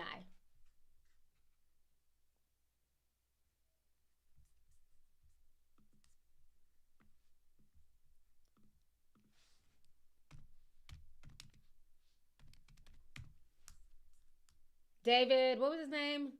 What's his name? David? Andrew Yang. I knew it was somebody Yang. Andrew Yang. Thank y'all. He was talking about this years ago and they shamed him. Here goes a short clip. Let me play it. I found a short clip. Hello, I'm Andrew. Remember this? He was talking about this years ago and people dismissed it. And now Elon Musk is talking about it and it's revolutionary. Yang, and I'm running for president as a Democrat in 2020. I'm not a politician, I'm a problem solver. I spent the last number of years helping to create thousands of American jobs in the Midwest and the South. And I'm running for president to help solve the problems that got Donald Trump elected in 2016. Namely that we'd automated away 4 million manufacturing jobs. And what we did to the manufacturing jobs, we're about to do to the retail jobs, the call center jobs, the fast food jobs, the truck driving jobs, and on through the economy. And I'm running for... Been saying this for years, that automation was coming. One of my very first lives that I ever did on YouTube, we were talking about automation. And this was like back in like 2017, 2018. President to help America transition through this time. My flagship proposal is the freedom dividend of $1,000 a month for every American adult starting at age 18. This would create millions of jobs, make our children and families stronger, and give all Americans a better chance to transition in the economy of the 21st century. It's not... I'm not going to play everything, but y'all get the point for people who are asking what UBI is. So now Elon is talking about doing UBI.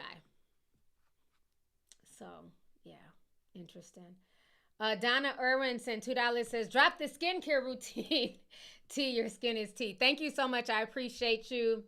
Maybe I'll bring y'all into my bathroom one day and show y'all my little mini skincare routine. I guess if the 9-year-olds can have a skincare routine, why can't I do a video showing my little skincare routine? It's nothing extravagant, though. It's not, I don't have 50 million products. My products are not super expensive. So I'm not like the beauty influencers that put that dump 50 million things on their face. I keep it pretty simple. But yeah, I'll do one. I keep it pretty simple. Let's see here. Shauna sent $5, says, T, what are your thoughts about Michelle Obama's absence during President Carter's funeral and her plans to be absent during the inauguration and the Obama divorce rumors? We've been talking about this on Telegraph. I hope they're not getting a divorce, but... And then did he post that weird picture of her? He had sent her like a birthday message and people were dragging him because he posted like the worst picture of Michelle Obama and they were dragging him on Twitter. Like, why did he post this picture of Michelle looking like that? Let me see if I can find it. People was going off on him.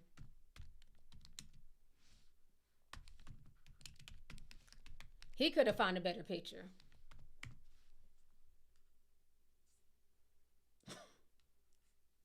Like, they zoomed in. They just felt like he could have, posted, a better picture. And they're like, she got on a scarf. Like, she didn't want that damn picture posted on the internet. I don't know. That's just the rumors on Twitter. This is the picture. And so people were, zooming in. You see, they're so messy. Look, the second comment, libs of TikTok. The fact that you posted this picture of your wife, I didn't believe the divorce rumors were true, but now I do. So a lot of people are running with this and saying that they're definitely getting a divorce. What is this? Classy background. They stay hating on the president. I swear. Well, on the former president. So I don't know. A lot of people are saying that there's a divorce looming. I don't know how accurate that is. I don't wish them to be divorced. I don't think she has to go. I mean, let's not forget, at the end of the day, Trump started the whole birther movement against her husband. He said that Obama wasn't really born in Hawaii and all this other stuff. He started that. And with him starting that rumor, that's what gained steam to get people hyped up to want him to be the president in the first place back in 2016. I don't think Michelle Obama owes any of these people anything. I remember seeing her at the Essence Fest a few years ago. I think this was in 2021, if I'm not mistaken, like the year after the COVID. And she spoke. And I remember her speech was it was cool. I felt like Michelle was just able to be herself. But that lady dealt with a lot of trauma. A lot of trauma came with her being the first lady. So I don't blame her for washing her hands and saying, I don't want to be bothered with none of this. My husband's not the president. I don't need to be there. She's not looking to get into the political scene. She's not like a Hillary Clinton. She just wants to be a mom and chill. So I don't blame her if she doesn't want to go. That's her right. Think about it. For 8 years, this woman was picked apart. People were calling her all types of monkeys. The most disrespectful things were said about her, her husband, her children. She is traumatized from that position. She said it during that speech at Essence Fest, that she had to walk such a tightrope, that when she was disrespected as a black woman, she would want to pop off and say stuff. But because of her position, she couldn't. So she had to take a lot of the disrespect on the chin and just swallow it. So I can't be mad at her if she don't want to be bothered. I can't be mad at her at all. So, hopefully they're not getting a divorce. But I've been hearing that rumor, though. I've been hearing the rumor.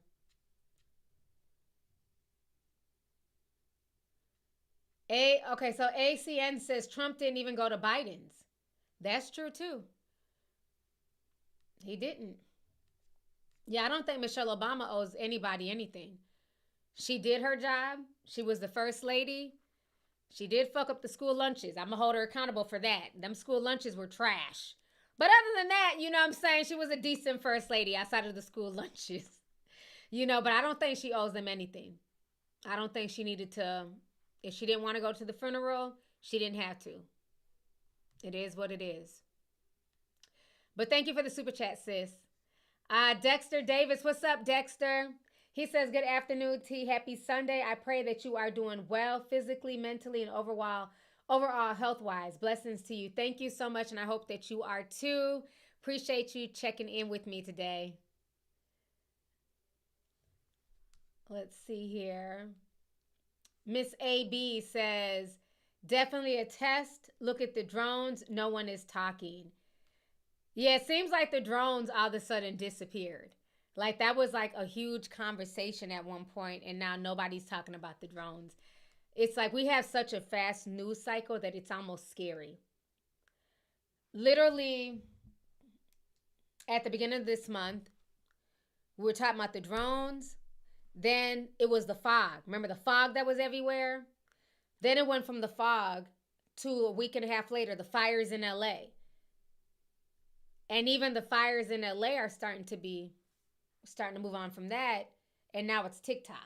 The news cycle is so fast, it's insane. Just a few months ago, we were talking about Florida and, North Carolina and, Hurricane Helene. And a lot of that has already been forgotten about. And they're still struggling out there.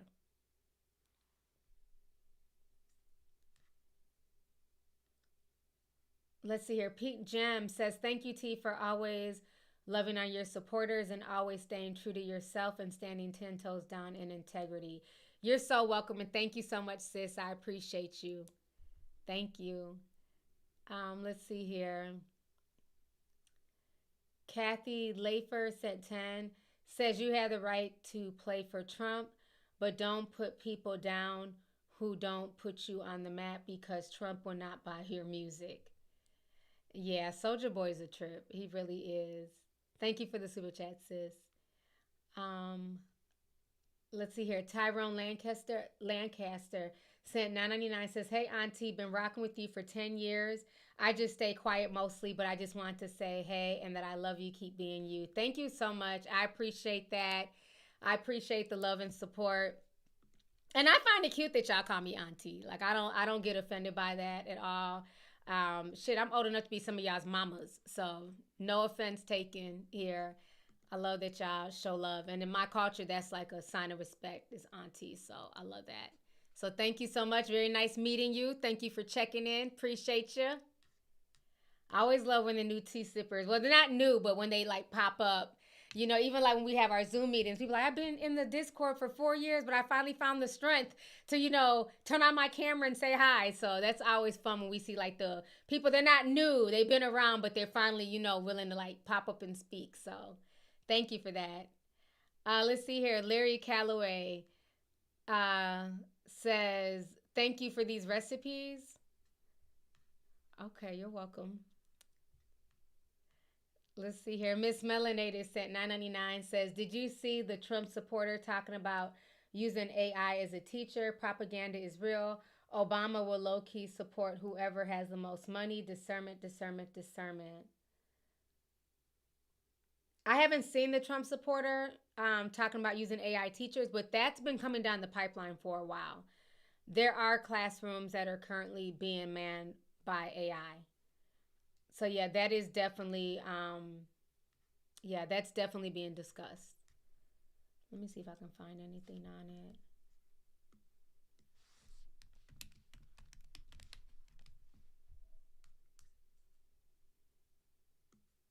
And think about it. Teachers are quitting the school system at an alarming rate. The kids are acting up. The parents are not doing what they need to do. So I'm not surprised. What is this? Teacher in China using a state-issued visual AI system to grade student exams. Oh, wow. High school teacher explains why trying to catch children. I'm trying to see if there's anybody else talking about the AI teachers on X, but I'm not seeing anything.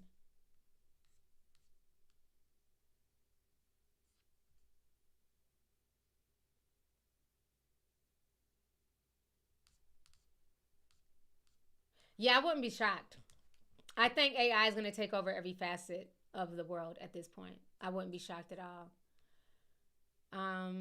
Jade Williams says, I've been subscribed since 2016. Thank you for being an OG tea sipper. Thank you.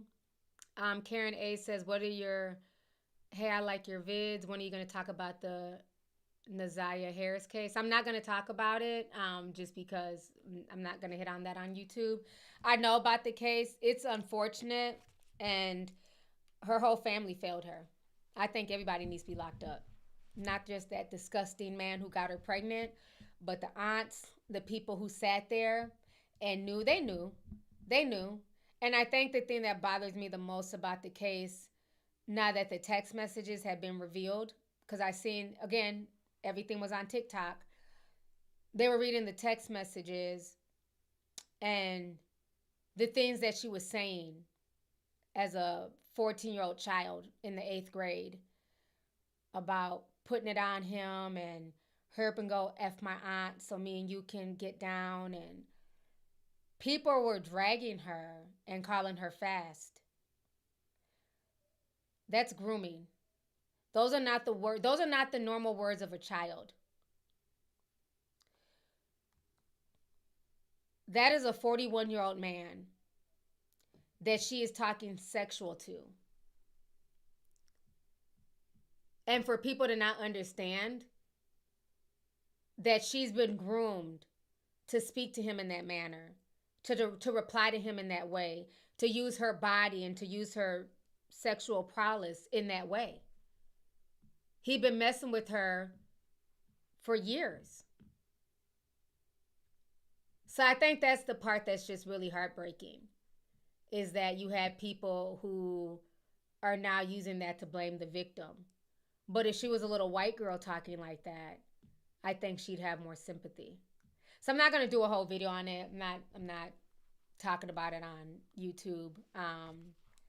I do know about the case. I'm keeping up with the case, but I'm not going to do a video on it. But it's unfortunate. They need to throw him in jail. I know her father died. But even when he first came out a year ago and he couldn't even tell you what school she went to, it's like, why are we having children and just not being parents? It doesn't make any sense to me. And I get that things happen, parents get caught up in their own lives, but why have children if you're not going to be a parent? Why have children if you're just going to let your aunt raise them and you don't even check in? He didn't even know what school his daughter went to until she went missing. They didn't care about that little girl. The fact that that man's background, he was locked up for R-ing his own child and did time in prison. And again, when I say this, I'm wrong and I'm women bashing, but some of these women are so desperate to say that they have a fucking man that they're willing to take any type of man, even a convicted pedophile. That is who you choose to date and bring around not only your children, but your niece who's going through puberty. The whole family needs to be in jail. And you know what's more disturbing? Naziah is not the only girl. There was another girl, and I think I did a video on her a while back when I could talk about those topics. Same thing with her. She got pregnant by her groomer, her molester, and then he killed her as well. Very similar cases. I think I screenshotted it. It's in my phone. I take a lot of screenshots. I have a lot of stuff in my phone. I believe I screenshotted it. Because sometimes I just take stuff down for my own edification, even if I never talk about it on YouTube. See if I have it here.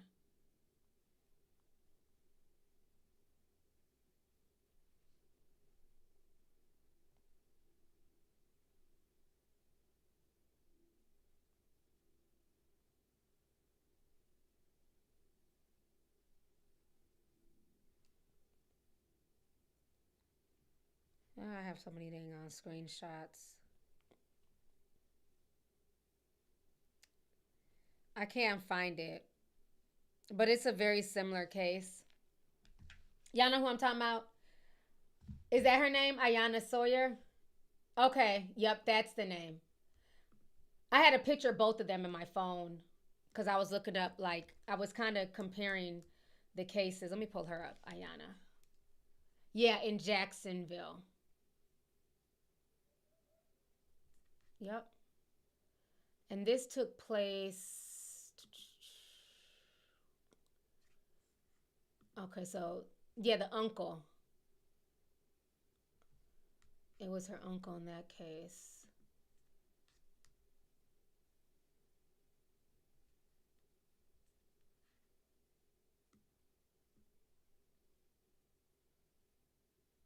Yeah, this is the case here. It's very similar to Naziah.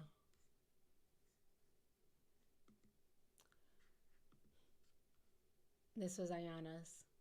Prosecution is arguing that Jonathan Quayles dumped his pregnant niece, Ayanna Sawyer's body into an auto junkyard, where it was later taken to the landfill and never found. And the fact that both of these teenagers, she was 16 when she disappeared. Her body's never been found. Naziah's body has never been found. Protect your daughters and your sons. Stop being so thirsty to have a man. Stop, being so thirsty to, I don't want to be single. I'm going through a divorce. I'm in a breakup. And so for me to get over my breakup, I have to hurry up and get into another relationship. It's called healing. It's called giving yourself a break. It's called getting to know yourself. You don't have to bring a man into your bedroom or around your children just to feel like a woman. So, yeah, the case just pisses me off. Like I said, I'm not going to do a whole video on it. It's just very, very disturbing. Maybe I'll do a true crime. Maybe if I do talk about it, I'll put it on my true crime channel. Maybe I'll do that. I don't want to put any of that stuff on this channel because, like I said, I don't want to do that. So maybe I'll do a deep dive and put it on my true crime channel because I have been keeping up with it, and I do have a lot of receipts in my phone. So maybe I'll do that. Maybe I'll make it a true crime tea time. Her and the other little girl. Because when I was seeing people's responses, it really bothered me. Because it's like, even as a dead young black girl, people are still trying to adultify her. That's a child. That's a child. And you have to know that that's not normal. Those are not the words of a child. Of a child who's in a healthy environment, who's in a safe environment. A 14-year-old who's in a safe environment, who's being raised with love and nurturing and care, even if they listen to Sexy Red, they're not sending text messages to grown men about how they're going to suck them off and how they're is wetter than. That's not normal. So for people to not understand that the reason why she's talking like that is because she's been groomed since she was a child. She thinks that that's normal. She thinks that that's how you're supposed to behave at 14. She thinks that it's supposed to be okay to be sleeping with a 41-year-old man. She doesn't know any different.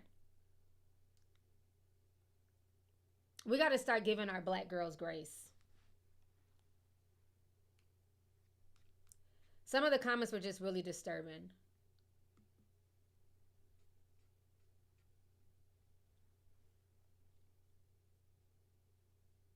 Yeah, Dorothea, I have a true crime channel, True Crime Tea Time. It's a decent channel. I just haven't posted. I don't post on there as much as I used to. It's a lot. When you're dealing with true crime, it is a lot. It's heavy subject matter. Even looking at some of the photos, it's a lot. And then it messes with my sleep. It's hard for me to sleep anyways. But when I go into my true crime rabbit hole and I'm putting videos, it just takes a lot out of me mentally, spiritually, everything. And then what really started getting to me, why I had to take a break for a year from even making true crime videos, the family members started reaching out to me. And when you got people reaching out to you via email, wanting you to talk about their loved ones and sending you court records and criminal stuff, that was too much. It just was too much for me mentally to deal with. because I'm not a detective. I don't work with the police. You know what I'm saying? I was just making videos talking about true crime stuff. It got very heavy. And then, like, you know, hearing people talk about, like, their family and, you know, how much the death has affected them. It's sad. It's very, very sad. It really is.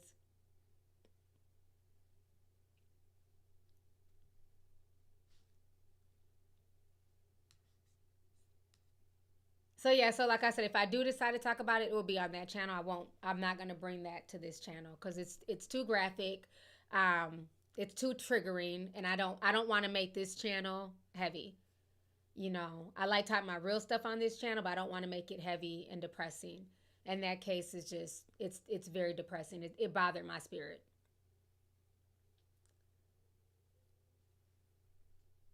But thank you, sis. Thank you for the super chat. Hope I answered your question. Let's see here. EM sent 999 says, thank you, T, for bringing up Yang. The next war will be in cyberspace. Agreed. Yeah, the war is not going to be fought on the ground. It's definitely not going to be fought on the ground. The war is going to be fought with AI, cyberspace. You know, it's not going to be in the battlefield. I've been saying that forever. It's going to be about hacking into systems. You know, turning off grids, poisoning the water supply. It's going to get real out here.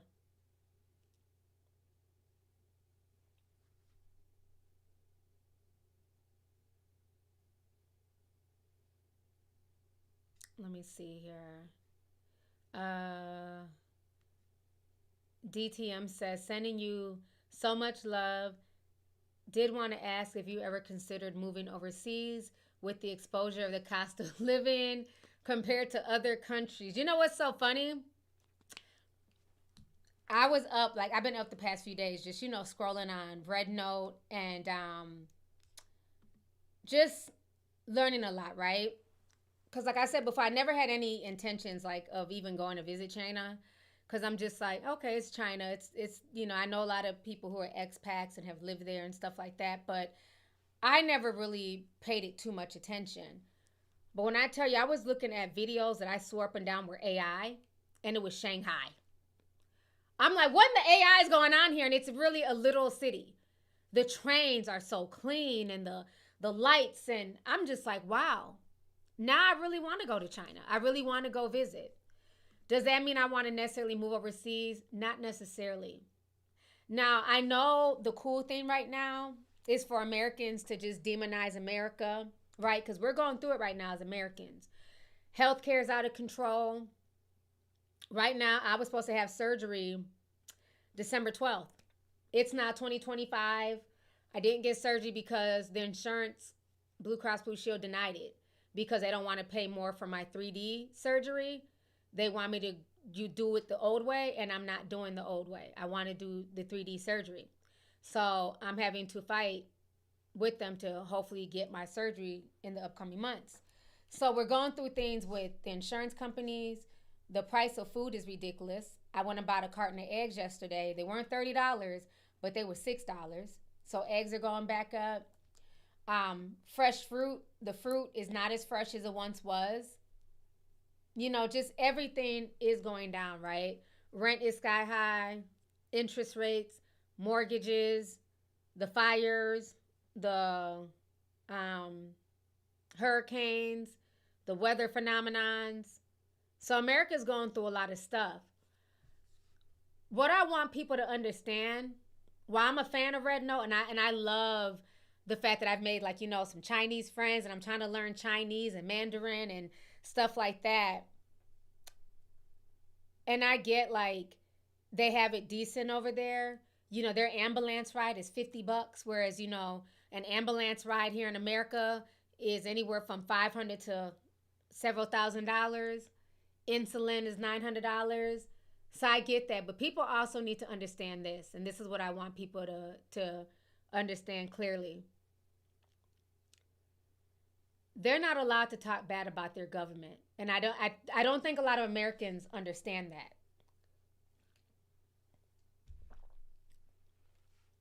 They're not allowed to talk bad about the CCP. The only thing that they can post on Red Note is all the good stuff.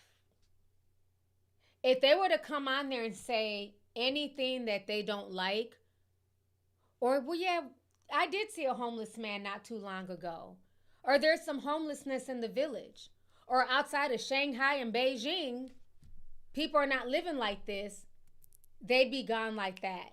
So I think that's where we need to also understand as Americans, while it's very easy to, look, Miss Farid says, say it loud, T.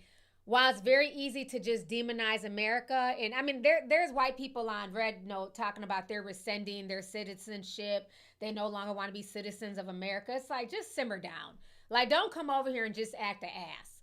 Like, y'all are just doing too much. You're supposed to be over here learning, learn a little bit of Mandarin, looking at their culture, okay, cool. Oh, you got a cute little apartment, you know what I'm saying, Ming Su. Okay, we see you, David Chow. I'm feeling your, your little puppy. And okay, Mr. Yang, you got a cute little baby. That's all we supposed to be over there doing. Y'all not supposed to be over there like just straight demonizing America and acting like y'all want to run over there, because you got to understand propaganda.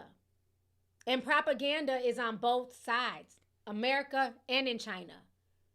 They are not allowed to badmouth their government. So while on the app everything looks like a utopia, because I was falling under that spell too for a minute, like, damn, y'all's groceries are that cheap? Well, damn, that's what y'all's cars look like? Your cars look like it's from the future. Like it's part of the Jetsons. But then I had to remind myself, everybody ain't living that trife life. I refuse to believe that everybody in China is living like that. There's no perfect country.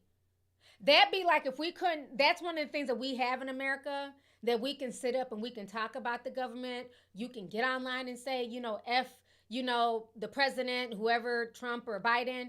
You have that freedom. They don't.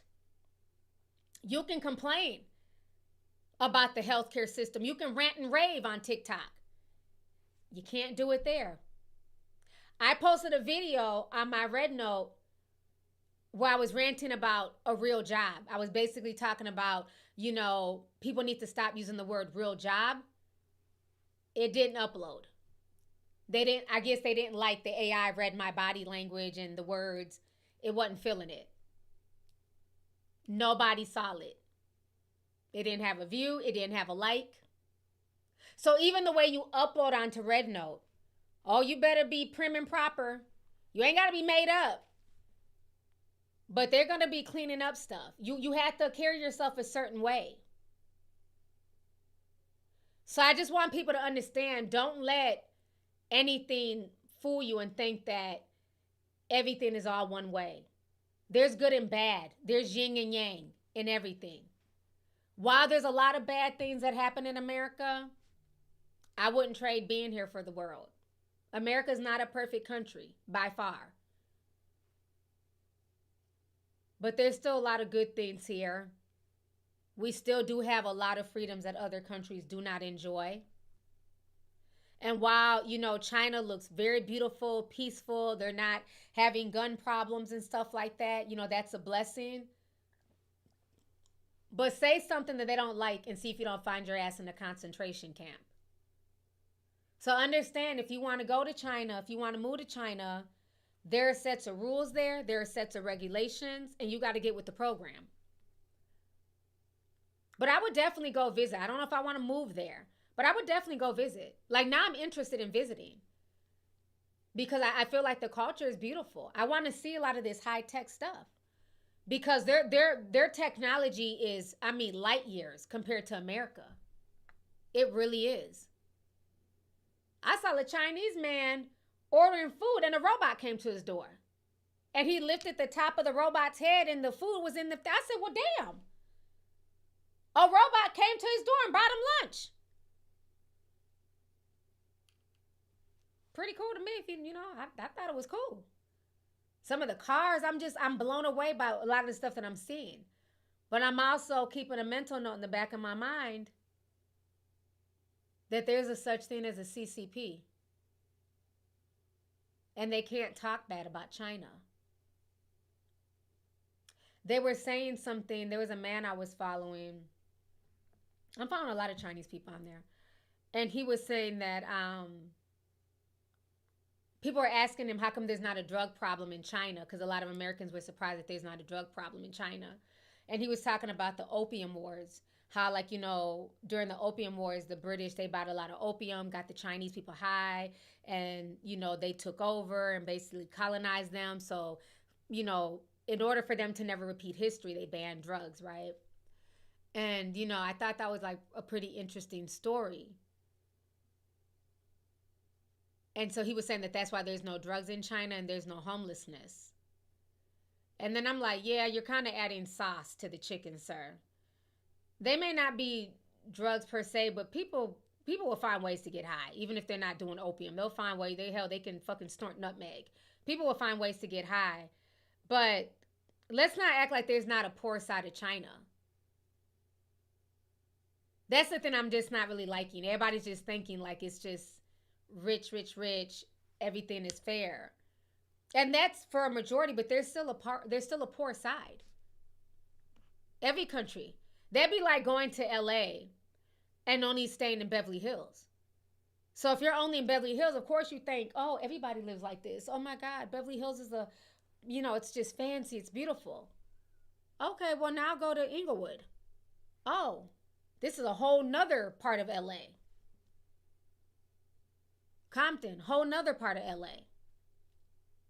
So I refuse to believe that everybody in China is just living like that, or living in these beautiful apartments that only cost them, $1,200 for a 2-bedroom, all, water, electricity, everything's included.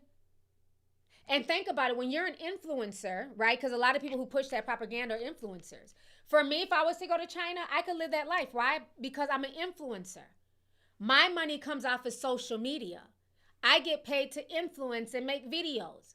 So my experience is going to be different than if a regular, not saying a regular person, but like a non-influencer, I should say that, than a non-influencer going to China and you having to find a job and having to find an apartment. A lot of times with influencers, you can connect with other influencers in other countries and they can have you set up. Those are some of the perks. So always take things with a grain of salt and understand where you're at in the spectrum, in the grand scheme of things. So while I think that China is a beautiful place and a lot of countries overseas are beautiful, also understand that there's a yin and yang. So for me, I'm not ready to move anywhere. I'll go visit. I'm willing to visit. But I don't think I would move yet. Unless it gets really bad.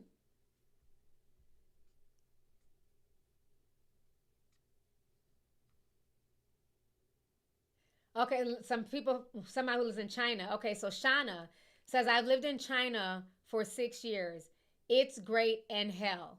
They have drugs, house, and gangs, but wonderful quality of life for rich and foreigners.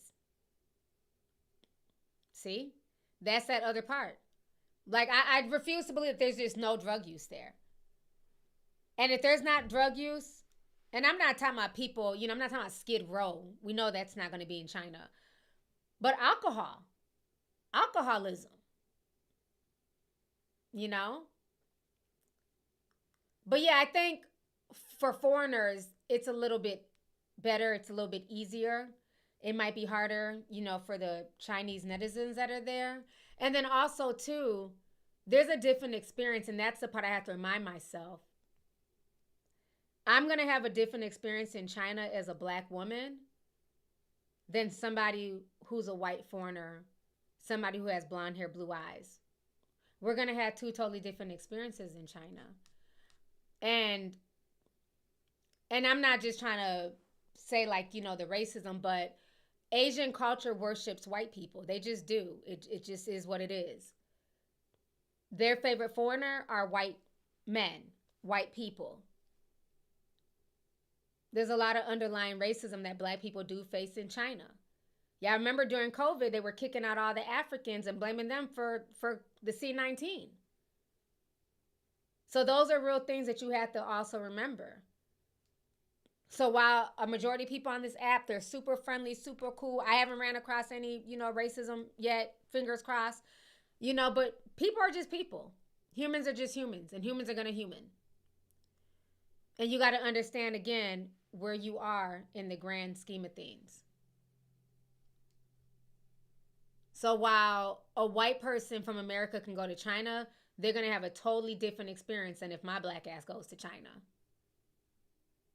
I have to fight through certain stereotypes that they may not have to fight through.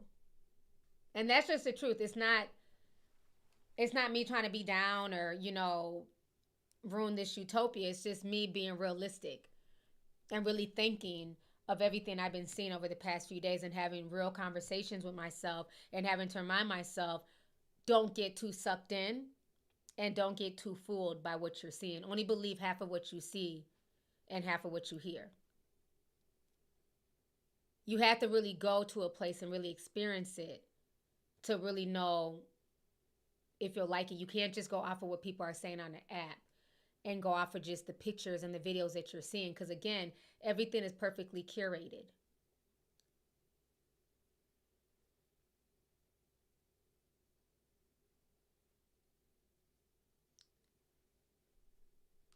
Let's see here. Magpie says, remember when China welded their citizens in apartments during COVID and doctors and families were going missing for speaking out? Yes. And it seems like everybody has forgotten that. So them apartments are beautiful, but let y'all get out of hand. They will lock your ass, literally weld you into your apartment. Y'all can go back and watch my old videos from 2020, honey, because I was staying on top of that tea.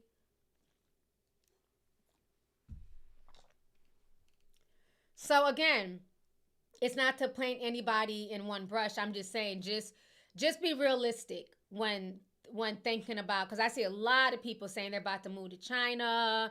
They no longer want to be American citizens. They're getting the hell up out of here. And I get it. I definitely understand it because people are tired.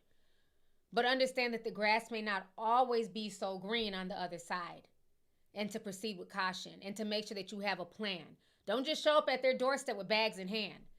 Because, bitch, ain't nobody just going to welcome you in with open arms for free. You got to have money, okay? Because one thing that people speak all around the world is money. Don't just show up and think they about to just feed you and house you for free, bitch. You got a lot of people just think they about to just pack up and go. It's not a Shangri-La. You have to have money. You have to have funds. You have to have a job. So please understand that. But I think, as far as visiting, as long as you have everything mapped out, I think it would be a great place to visit. I would love to do like a little tea sipper, you know what I'm saying? Maybe that'll be where we'll go this year. Maybe go to China this year or something for our little tea sipper adventure. It ain't gonna be all of y'all, but maybe just a few of y'all, like how we did Puerto Rico. Maybe we could do something in China. Who knows? We'll see. We'll see. I am interested to go, though. I would love to see Shanghai because I'm blown away by what I saw online. So now I want to see it for myself. So, you never know. All right, y'all. I've been on here for 2 hours. This has been a wonderful stream. Thank y'all so much for tapping in. We had over 10,000 people in the house. So, just thank you guys. This was a great Sunday stream. I didn't expect anybody to even be here like that. Let me see here. Jules Senpai says, hey, T, I was checking out your website. And when I was exploring it and going back, it redirected me to AliExpress on a random porn site. What website was you on?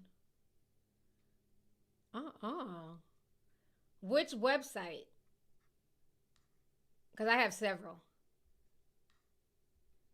We're going to look into that. We don't need nobody being directed to no damn porn site, child. Let's see here. She Codes sent 199 says, go to China. Work the 996 system if you want to. What is the 996 system? Let me Google.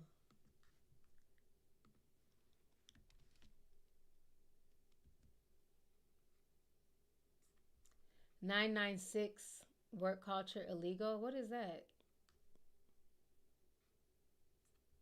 Tech companies involved from 10 a.m. They're talking about it on Reddit. Oh, there's a video. The extreme 996 work culture in China.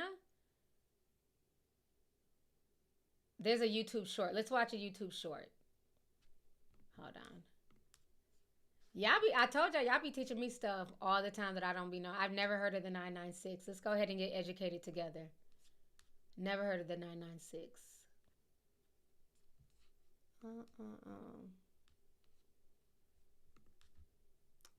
因为相对来说996它就相当于 Hold on, he's speaking in Chinese. Okay. 因为相对来说996它就相当于12个小时6天，是这个意思吧？996。像996。Wait. He said 12 hours a day, 6 days a week. 意思吧？996。像996大部分都是那些科技大厂。应该是有一些公司是会实行类似的制度。对，这个反正公司名字也不说了。Damn, he got gray hairs coming in. They don't work him so much. Y'all see them gray hairs? And he look young. Child. 但是一般来说好像不是，就是一般就不是那种特别大的公司，就可能是相对来说还在比较上升期的公司吧，他们会搞这样子的制。Let me click on this Vice one and see if they have a little insert on what it is. 996 is a phrase used to describe the routine of working from 9 a.m. to 9 p.m., 6 days a week. Damn. This kind of work schedule has become commonplace in China, especially in tech and internet companies, as technopreneurs hope this industrious attitude will translate into business success. However, the dark side of working 996 came into the spotlight in January 2021, when an employee died while working for e-commerce giant Pinduoduo. But this wasn't the first time 996 came to public attention. In 2019, an online movement called 996.icu, initiated by Chinese IT practitioners, criticized the practice of 996 in posts, stating it threatened the health of tech employees. These posts trended online as many tech workers related to the frustrations of overwork. However, many, like Nicole, still cannot escape the grind. All right, y'all. Y'all gonna have to watch that documentary on y'all's own. I didn't know about that. Thank you so much, She Codes. That's interesting. So somebody died on the job because they were forced to work. See, again, that's what was I saying this whole time? Take everything that you guys are seeing on Red Note with a grain of salt. Because these folks are living in beautiful apartments and have amazing cars, but are they working a 996? Oh, y'all think a 9 to 5 is bad? 996 might mess around and kill you. That's sad. Let's see. Italian Crow sent $10. Says, I am from Italy. I've been in the U.S. for 15 years. I visited China in 2019. I loved it, but I would never move there. I'm planning to move back to the EU to raise my children in a safer, cheaper place. Okay. That's what's up. Thank you so much for the super chat. And yeah, I don't blame you. I mean, I understand a lot of people wanting to move overseas, you know, because they're just tired of like the cost of living here is super expensive. You know, it's become extremely unsafe, unfortunately. But I think as long as you do your research, I don't think there's anything wrong. You know, you got to do what works for you and your family. So good luck to you on that. Let's see here. Cassandra says, just supporting one of my favorite YouTubers. Thank you so much. I appreciate you, sis. Thank you for coming through. All right, y'all. So this has been a wonderful stream. I'm glad we got a chance to talk and just chop it up about everything that's going on with Trump and this TikTok ban and then TikTok coming back. So I just hope you guys were able to get a wealth of information on here. I'm going to go ahead and get ready to log off of here. Love you guys. Enjoy the rest of y'all's day, and I will see you guys this week. Bye, everyone.